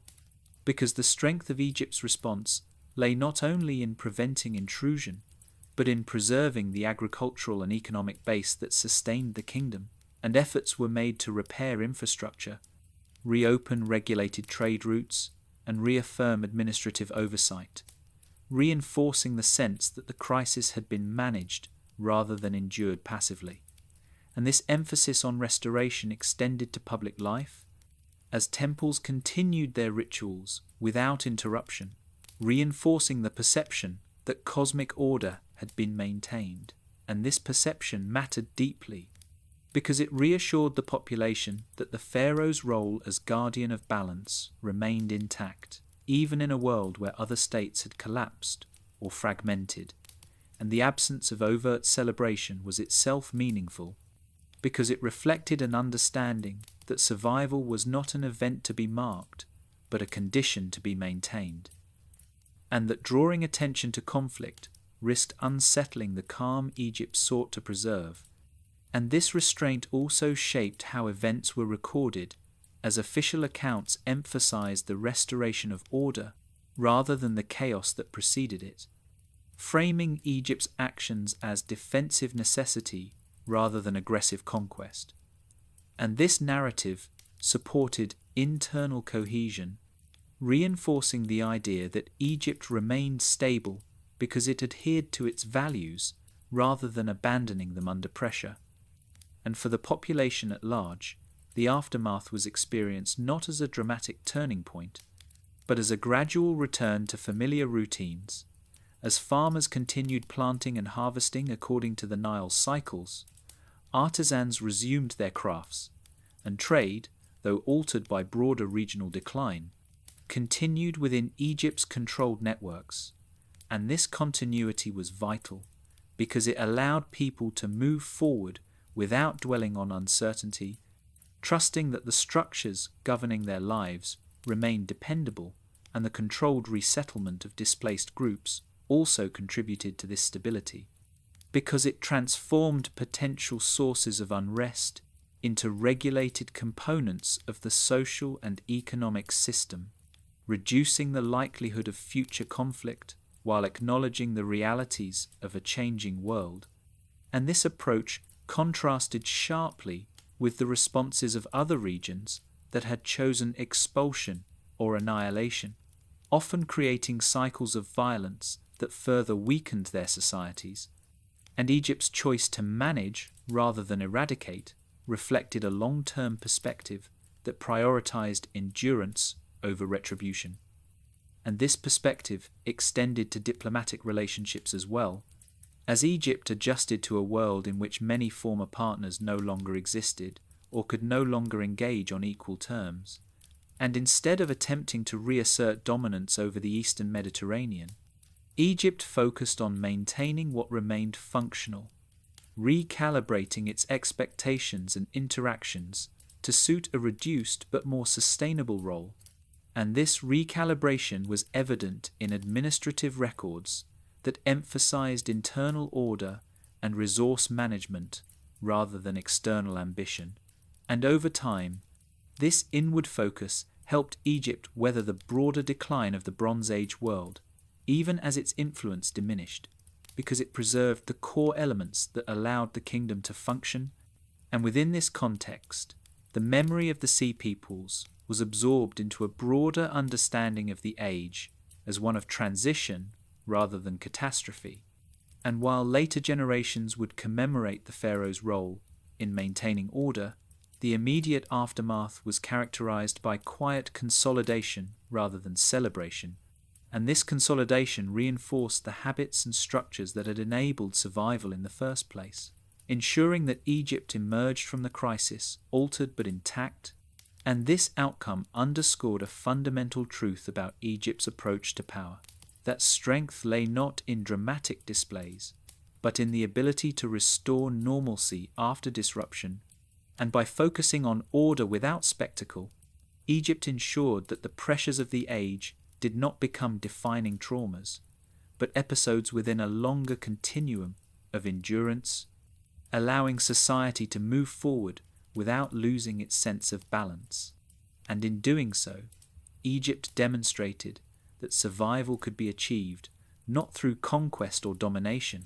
but through the steady application of restraint, administration, and an unwavering commitment to maintaining the rhythms that had sustained it for centuries. When looking back at the Late Bronze Age and the widespread collapse that affected so many powerful kingdoms across the Eastern Mediterranean,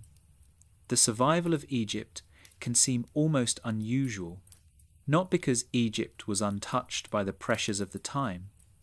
but because it responded to those pressures in ways that differed fundamentally from many of its neighbours.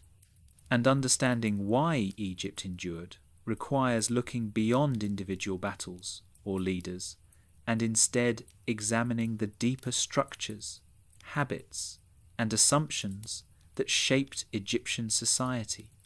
Because survival was not the result of a single decision or moment, but the cumulative effect of choices made over generations, reinforced by geography, culture, and administration. And one of the most important factors was Egypt's relationship with its environment, particularly the Nile, which provided a level of agricultural reliability unmatched in most other regions, allowing Egypt to maintain food production even as drought and instability disrupted societies that relied on less predictable rainfall. And this reliability supported not only population stability but also administrative continuity, because a state that can feed its people is far less likely to face internal unrest. And Egypt's leaders understood this deeply, prioritizing the protection of agricultural cycles over external ambition, ensuring that resources were directed towards sustaining the heart of the kingdom rather than overextending its reach. And this inward focus contrasted sharply with states that attempted to maintain far-flung empires despite declining resources, exhausting themselves in the process. And Egypt's administrative system further reinforced its resilience, because it was built around record-keeping, routine, and long-term planning, rather than charismatic leadership alone, allowing governance to continue even as individual officials changed, and this continuity reduced the risk of sudden collapse, because power was distributed across institutions rather than concentrated in a single point of failure. And when external pressures increased, this system allowed Egypt to adapt gradually,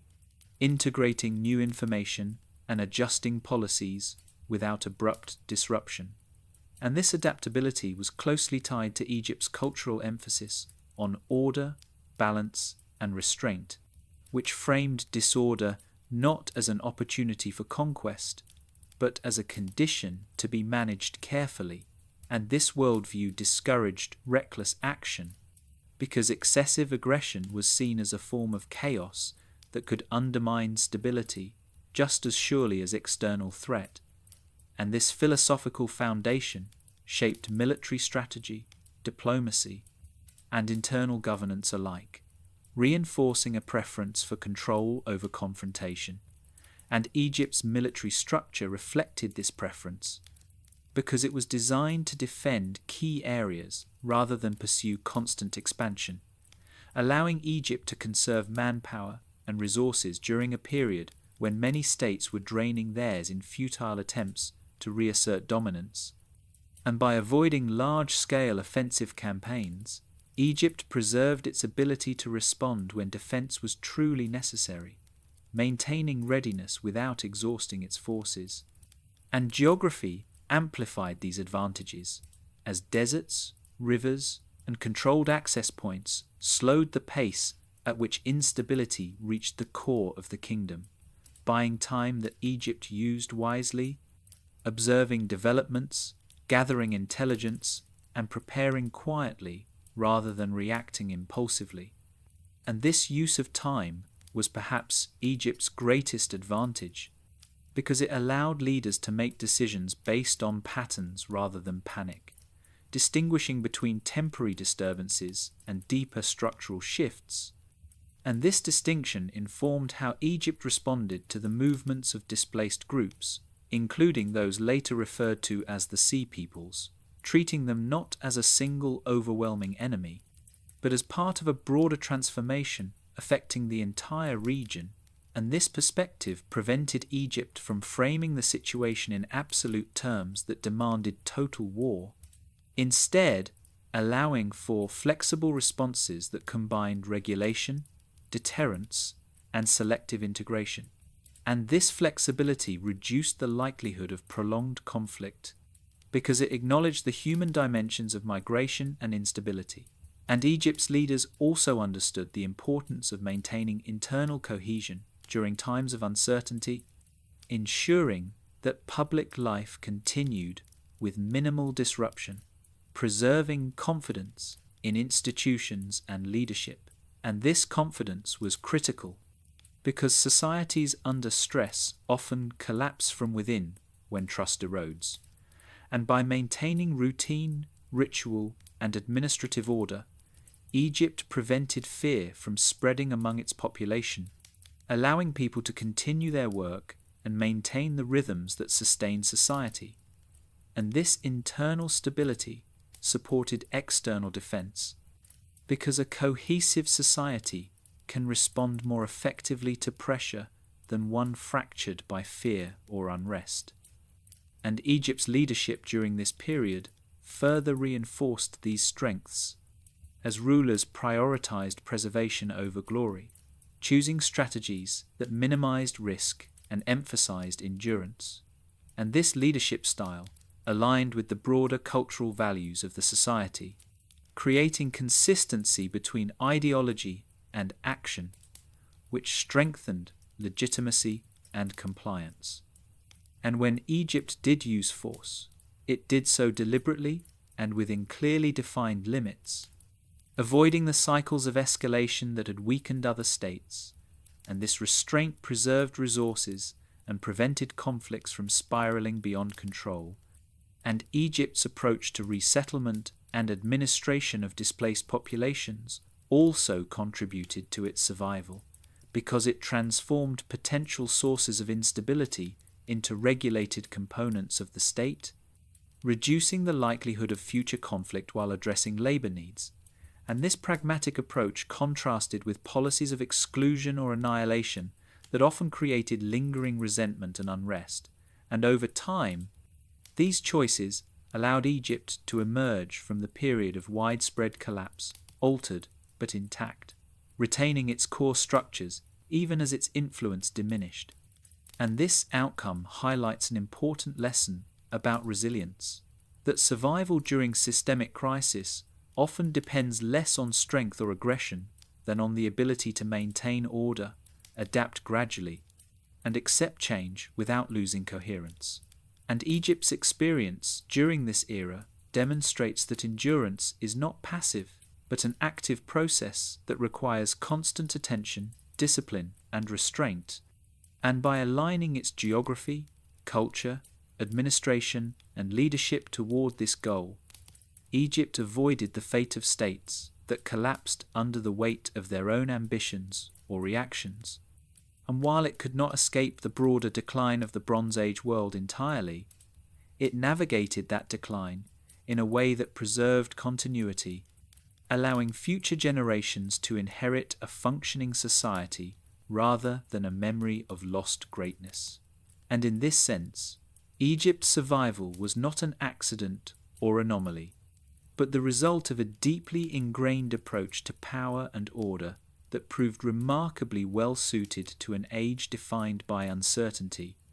showing that sometimes the quietest responses are the ones that last the longest. As the pressure along Egypt's borders eased, and the sense of immediate uncertainty gradually faded,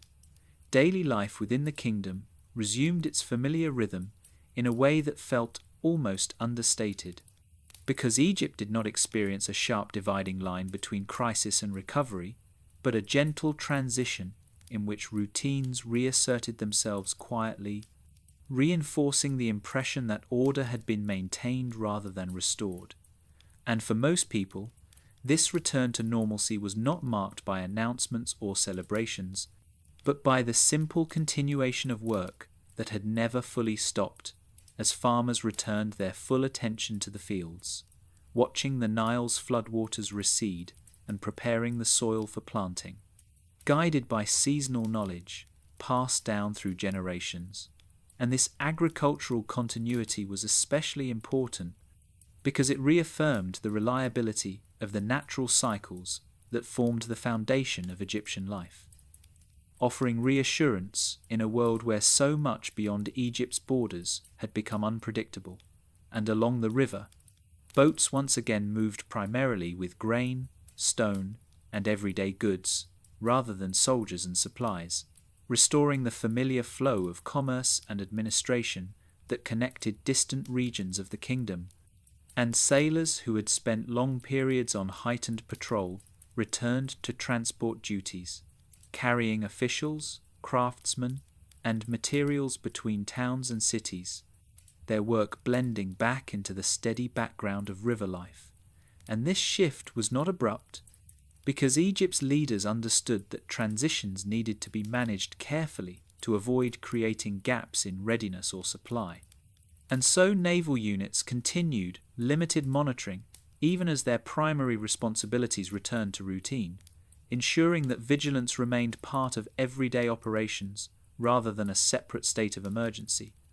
And in the coastal and delta regions,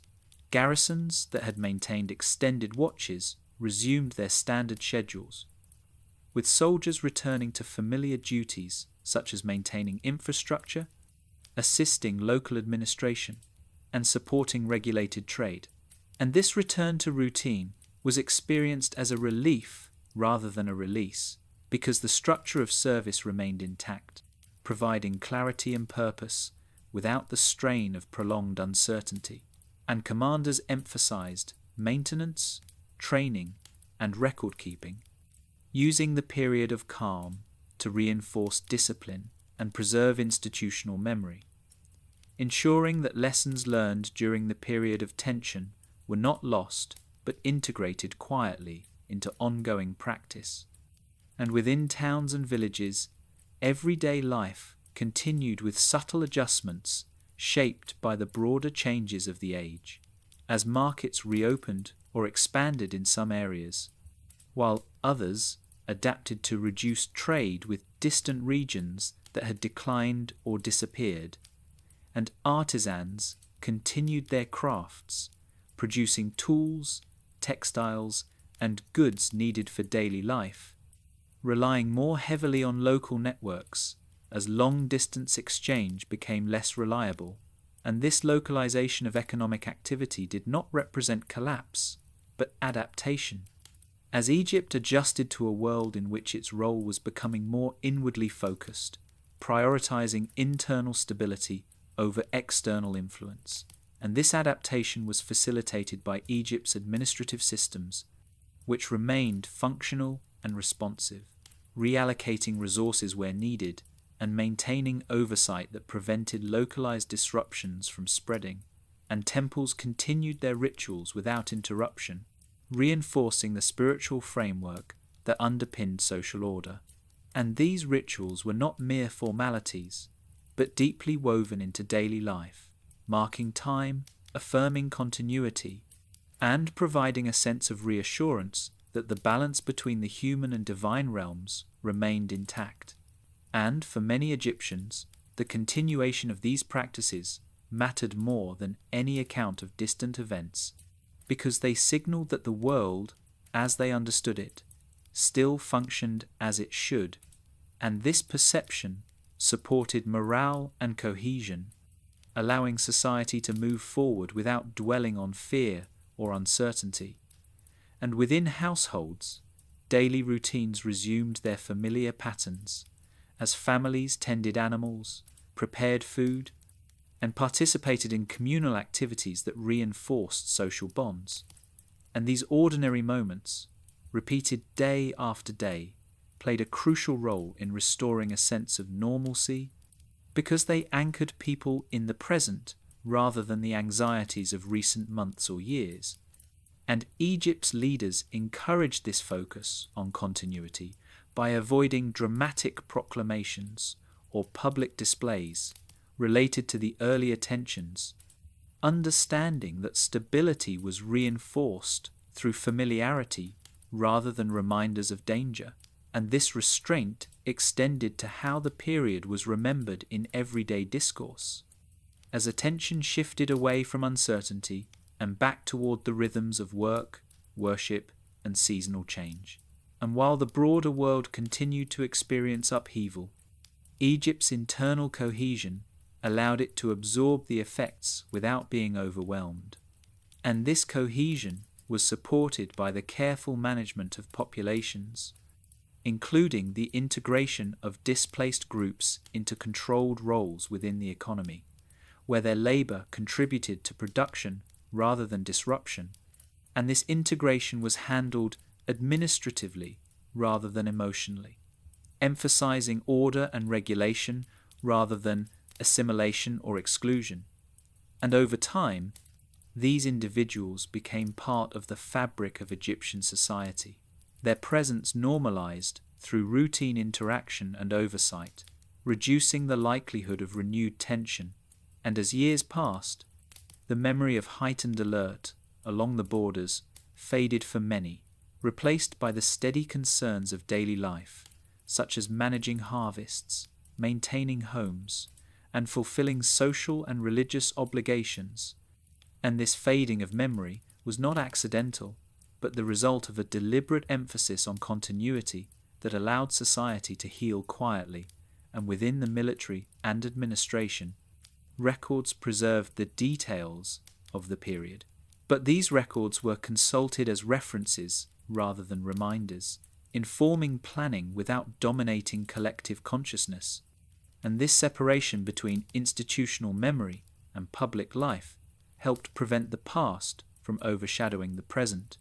allowing Egypt to move forward with confidence rather than caution alone. And this confidence was not based on the belief that challenges would not return, but on the knowledge that the structures supporting society had proven resilient, capable of adapting without breaking. And as Egypt settled into this adjusted normal, it did so with a clearer understanding of its place in a changing world, no longer at the center of a vast interconnected system, but still firmly rooted in its own land and traditions. And this rootedness provided a sense of security that many other societies lacked. And while Egypt's influence beyond its borders continued to diminish gradually,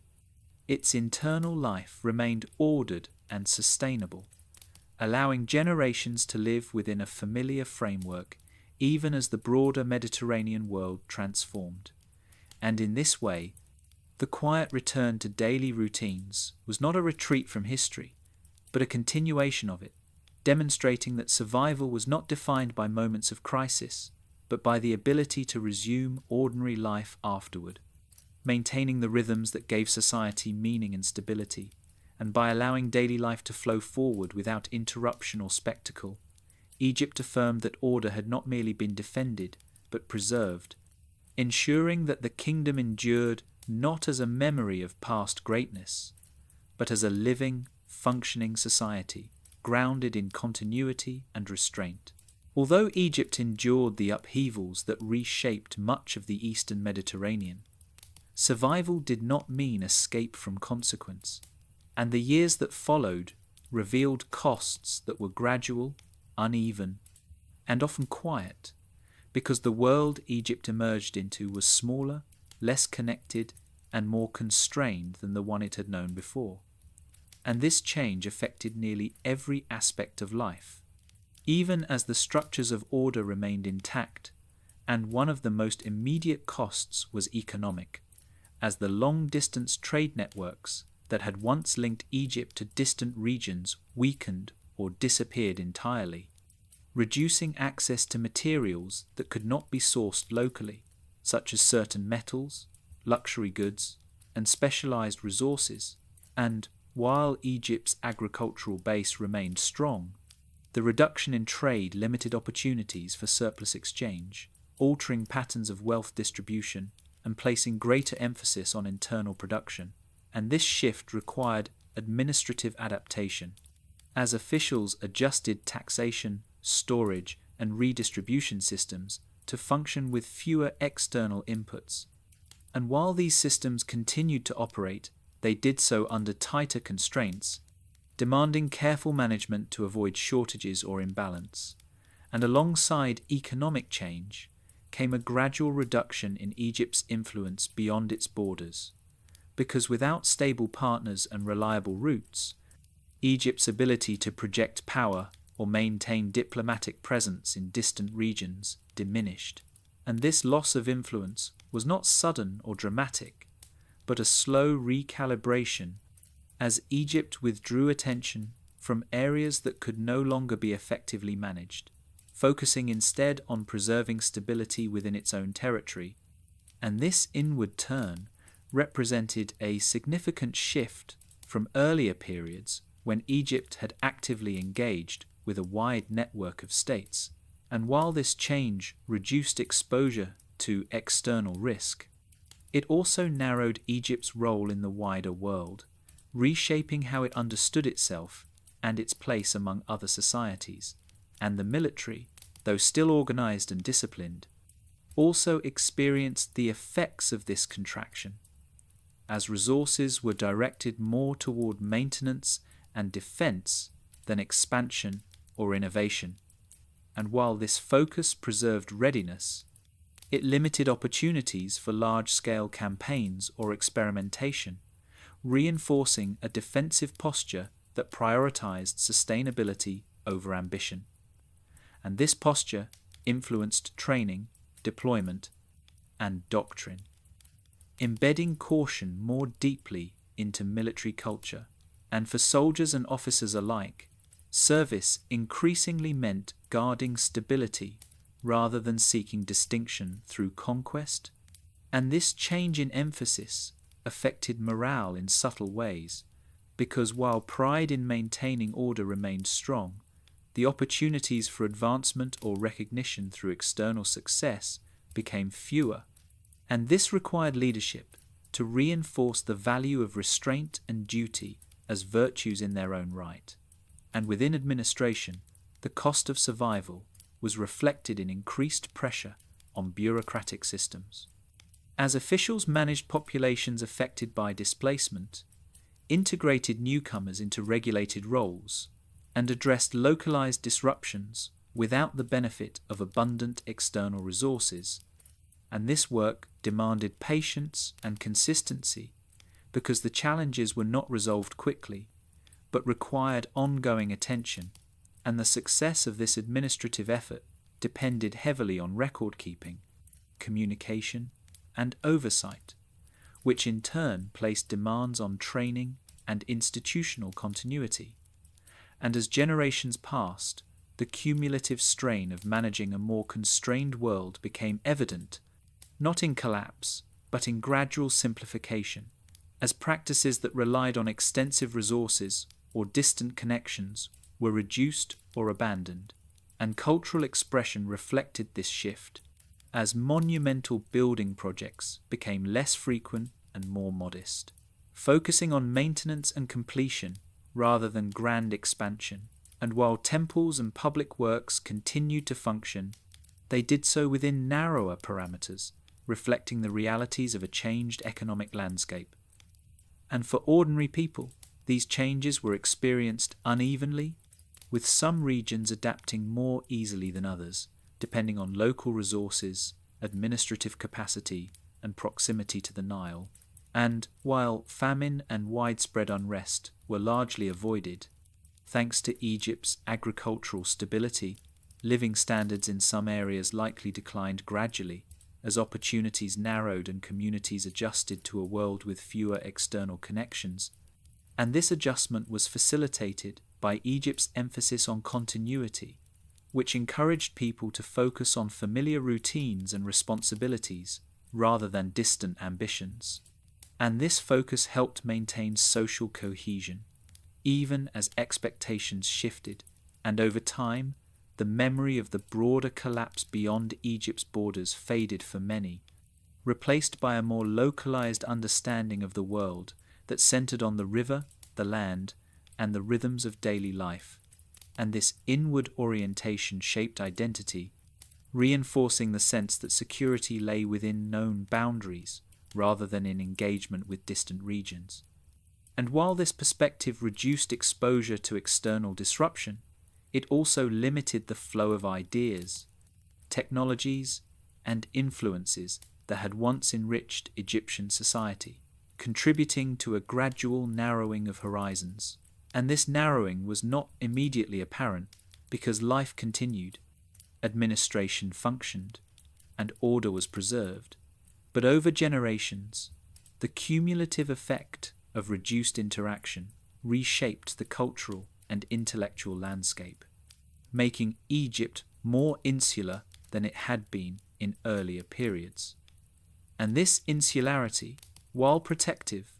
also constrained adaptation, as fewer external examples were available to challenge established practices or inspire innovation. And yet, within these limits, Egypt continued to function effectively, demonstrating that survival did not require constant growth or expansion, but the ability to live sustainably within available means. And this lesson was reinforced by the contrast with regions that had collapsed entirely, where the costs of overextension and rigid response were far more severe. And Egypt's experience suggested that accepting limits could be a form of strength, allowing society to endure rather than exhaust itself in pursuit of lost dominance. And the cost of survival was therefore not devastation, but transformation. As Egypt transitioned from a central player in a wide, interconnected world to a more self-contained society focused on maintaining balance within its borders, and this transformation required adjustments in governance, economy, and culture that unfolded gradually, often unnoticed by those living through them. And while later generations would look back on earlier eras as times of greater power and influence, they would also inherit a society that had avoided the worst outcomes of collapse, preserving institutions, traditions, and a sense of order that allowed life to continue with stability. And in this way, the cost of survival was borne not in a single moment, but spread across time, absorbed through adaptation rather than crisis. And this gradual absorption allowed Egypt to remain intact, even as it accepted a quieter, more constrained role in a world that had fundamentally changed, demonstrating that endurance often comes not without sacrifice, but through the willingness to adjust expectations and priorities in response to shifting realities. And by doing so, Egypt ensured that survival was not merely the absence of collapse, but the continuation of a functioning society capable of supporting generations to come. Long after the immediate pressures along Egypt's borders had eased, the question of how to remember what had happened became as important as how it had been managed. Because memory, in Egypt, was not simply a record of events, but a tool for preserving order, reinforcing legitimacy, and shaping how future generations understood their place in the world. And this meant that the story Egypt told about the period of instability, including its encounters with the Sea Peoples, was carefully framed, selective, and purposeful, emphasizing continuity and control rather than uncertainty or disruption. And unlike modern historical accounts that seek to reconstruct events in detail, Egyptian records were never intended to provide a complete or neutral chronicle, but to affirm that order had been upheld and that the pharaoh had fulfilled his role as guardian of balance. And this intent shaped what was recorded, how it was recorded, and, just as importantly, what was left unsaid. And one of the most visible expressions of this memory can be found in temple reliefs and inscriptions, which depict encounters in stylized and symbolic ways, presenting the pharaoh as calm, composed, and dominant, standing at the center of a controlled scene where chaos is contained rather than overwhelming. And these images do not convey panic or desperation, because such emotions would undermine the message they were meant to send, which was that Egypt remained stable even when the world beyond faltered. And the Sea Peoples, when shown, appear as representatives of disorder rather than as detailed portraits of individual communities, their diversity simplified into a single visual category that reinforced the contrast between Egypt's order and the instability outside its borders. And this simplification served a purpose, because it allowed the narrative to focus on the restoration of balance rather than the complexities of migration, collapse, and human displacement that lay beneath the surface. And this approach to memory extended beyond visual representation to written records, where accounts emphasized successful defense and divine favor, linking survival to the pharaoh's adherence to proper ritual and governance rather than to chance or compromise. And by framing events in this way, Egypt reinforced the idea that its survival was the natural outcome of correct order rather than an exceptional response to crisis. And this framing helped stabilize society by reassuring people that the structures governing their lives remained effective and meaningful. And notably, Egyptian records do not dwell on the suffering, uncertainty, or prolonged adjustment that likely accompanied the period, because acknowledging such disruption could invite questions about vulnerability or failure, and instead, silence becomes a form of messaging, allowing the absence of detail to suggest that nothing truly threatening had occurred. And this selective silence is itself revealing, because it reflects a deliberate choice to integrate the period into a longer narrative of continuity rather than marking it as a rupture. And this approach contrasts with how collapse is often remembered elsewhere, where dramatic destruction becomes central to collective memory, shaping identity around loss and trauma. And Egypt avoided this by choosing to remember endurance rather than upheaval. And this choice influenced how subsequent generations understood both the Sea Peoples and Egypt's place in history, because without detailed accounts of prolonged struggle, later Egyptians inherited an image of stability that downplayed vulnerability, reinforcing confidence in tradition and authority. And this confidence supported ongoing governance, even as Egypt's influence continued to narrow, and the way Egypt remembered the Sea Peoples also reflects its broader approach to outsiders. Because rather than preserving detailed ethnographic records of displaced groups, Egypt absorbed them into administrative categories, regulating their presence without emphasizing difference. And over time, the distinct identities of many newcomers faded within the framework of Egyptian society, their origins becoming less important than their roles and obligations. And this absorption further reduced the incentive to dwell on the past, because once integrated, these groups no longer represented a continuing threat or defining event, and memory shifted instead toward maintaining present order. And this emphasis on present stability over past disruption is evident in how Egyptian culture treated time itself, valuing cycles and continuity rather than linear progression. And within this worldview, events that did not permanently disrupt balance did not require extended reflection, and so the Sea Peoples became part of a broader pattern of disorder that had been corrected, not a singular catastrophe that demanded ongoing attention. And this treatment of memory also served a political function,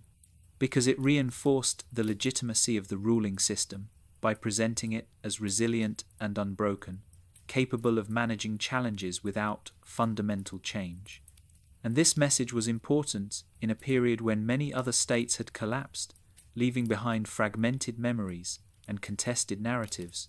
And Egypt's ability to present a coherent story of survival helped distinguish it from those regions, reinforcing internal cohesion and confidence. And yet, for modern observers, this selective memory poses challenges,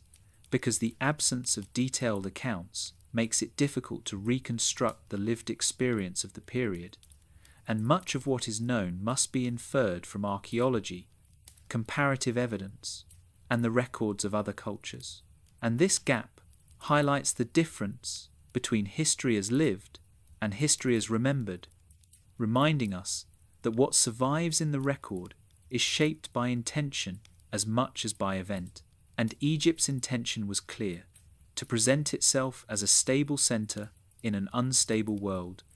And this intention guided how the Sea Peoples were remembered, not as agents of near collapse, but as forces that had been contained and resolved within the existing order. And this framing also influenced how later societies viewed Egypt, contributing to its reputation as a civilization of remarkable continuity, even as historians recognized that this continuity was achieved through adaptation and compromise as much as through strength, and the understated nature of Egypt's memory also meant that the period did not become a source of ongoing fear or identity,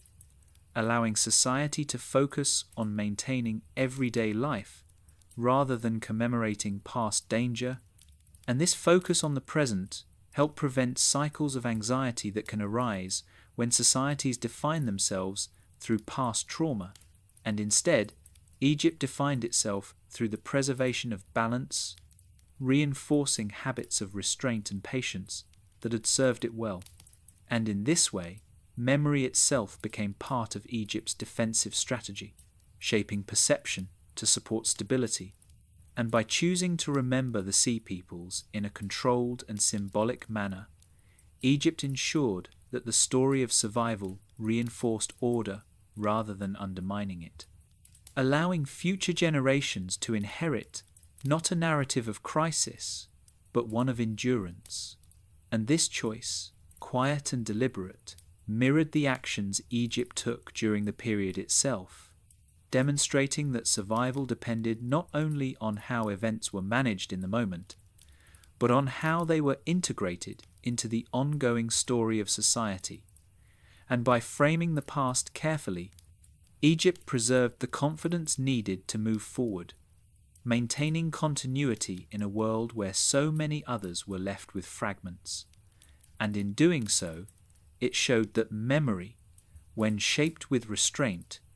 can be as powerful as any wall or army in sustaining a civilization over time. As we reach the quiet end of this long journey, it becomes clear that Egypt's story during this unsettled age was never about dramatic victory or lasting dominance, but about something quieter and more enduring. The ability to remain itself while the world around it changed, because when the movement of peoples slowed, when borders grew calmer, and when the Nile Delta returned to its familiar rhythm, Egypt did not emerge transformed into something new, but settled back into patterns that had sustained it for centuries. And this return was not a retreat from history, but a continuation of it, shaped by the understanding that survival does not always announce itself loudly, and that endurance is often most visible in what does not happen in the absence of collapse, famine, or internal fracture. And this understanding runs through everything Egypt did during the period we've explored, from its early patience to its measured defences, its restrained leadership, and its careful management of memory. Because at no point did Egypt seek to define itself by the Sea Peoples or by the crisis of the age, instead allowing those events to pass through its history without becoming its identity. And this choice mattered, because societies that define themselves through threat often remain trapped by it, while Egypt chose to define itself through continuity, through the steady flow of the Nile, the repetition of ritual, the reliability of administration, and the preservation of order, even when that order required adjustment. And this is perhaps the most important lesson Egypt offers from this time. That strength is not always found in expansion or confrontation, but in the ability to adapt without losing coherence, to accept limits without surrender, and to meet uncertainty with restraint rather than fear. And as generations passed, the world beyond Egypt continued to change. New powers rose, new trade routes formed, and new forms of political organization emerged. While Egypt remained rooted in its land and traditions, altered but intact. And this rootedness allowed people to live ordinary lives, to plant and harvest, to worship and work, largely insulated from the shocks that had broken other societies. And while Egypt's influence narrowed, its internal life remained meaningful and ordered, providing stability to those who lived within its borders. And this outcome reminds us that history is not only shaped by those who conquer or collapse, but by those who endure quietly, preserving continuity through careful choice and sustained attention. And when we look back at the late Bronze Age today, the fall of kingdoms often draws the eye. While survival can seem less dramatic, yet it is survival that allows culture, memory, and society to continue, bridging one age to the next. And Egypt served as such a bridge, carrying forward practices, ideas, and structures that might otherwise have been lost. And it did so not through exceptional measures, but through the consistent application of values that emphasized balance, patience, and responsibility. And this consistency is what allowed Egypt to absorb change rather than be undone by it. And as the Sea Peoples faded from immediate relevance, becoming part of a larger pattern of human movement and adaptation, Egypt's focus returned fully to the present, to maintaining the rhythms that define daily life. And this return was not forgetfulness, but a conscious choice to let order reassert itself, allowing the past to inform without dominating. And in this way, Egypt moved forward without carrying the weight of crisis into every generation. And as we step back from this story now, it's worth noticing how gentle that ending is, not because the events were unimportant, but because their resolution did not require spectacle, and that gentleness is fitting, because it mirrors the way Egypt itself navigated the age, steadily, deliberately, and without unnecessary drama. And if you've listened all the way to the end, I hope this quiet journey through Egypt's endurance has helped you relax, maybe even drift a little closer to sleep. And if you enjoyed what you heard and would like to continue exploring calm, thoughtful history like this, you're always welcome to subscribe and join me again for new videos each week. And for now, there's nothing more you need to do, no conclusion to hold on to, just the sense that this story, like the Nile itself, continues flowing beyond what we've seen tonight, steady and unhurried, carrying history forward one calm moment at a time.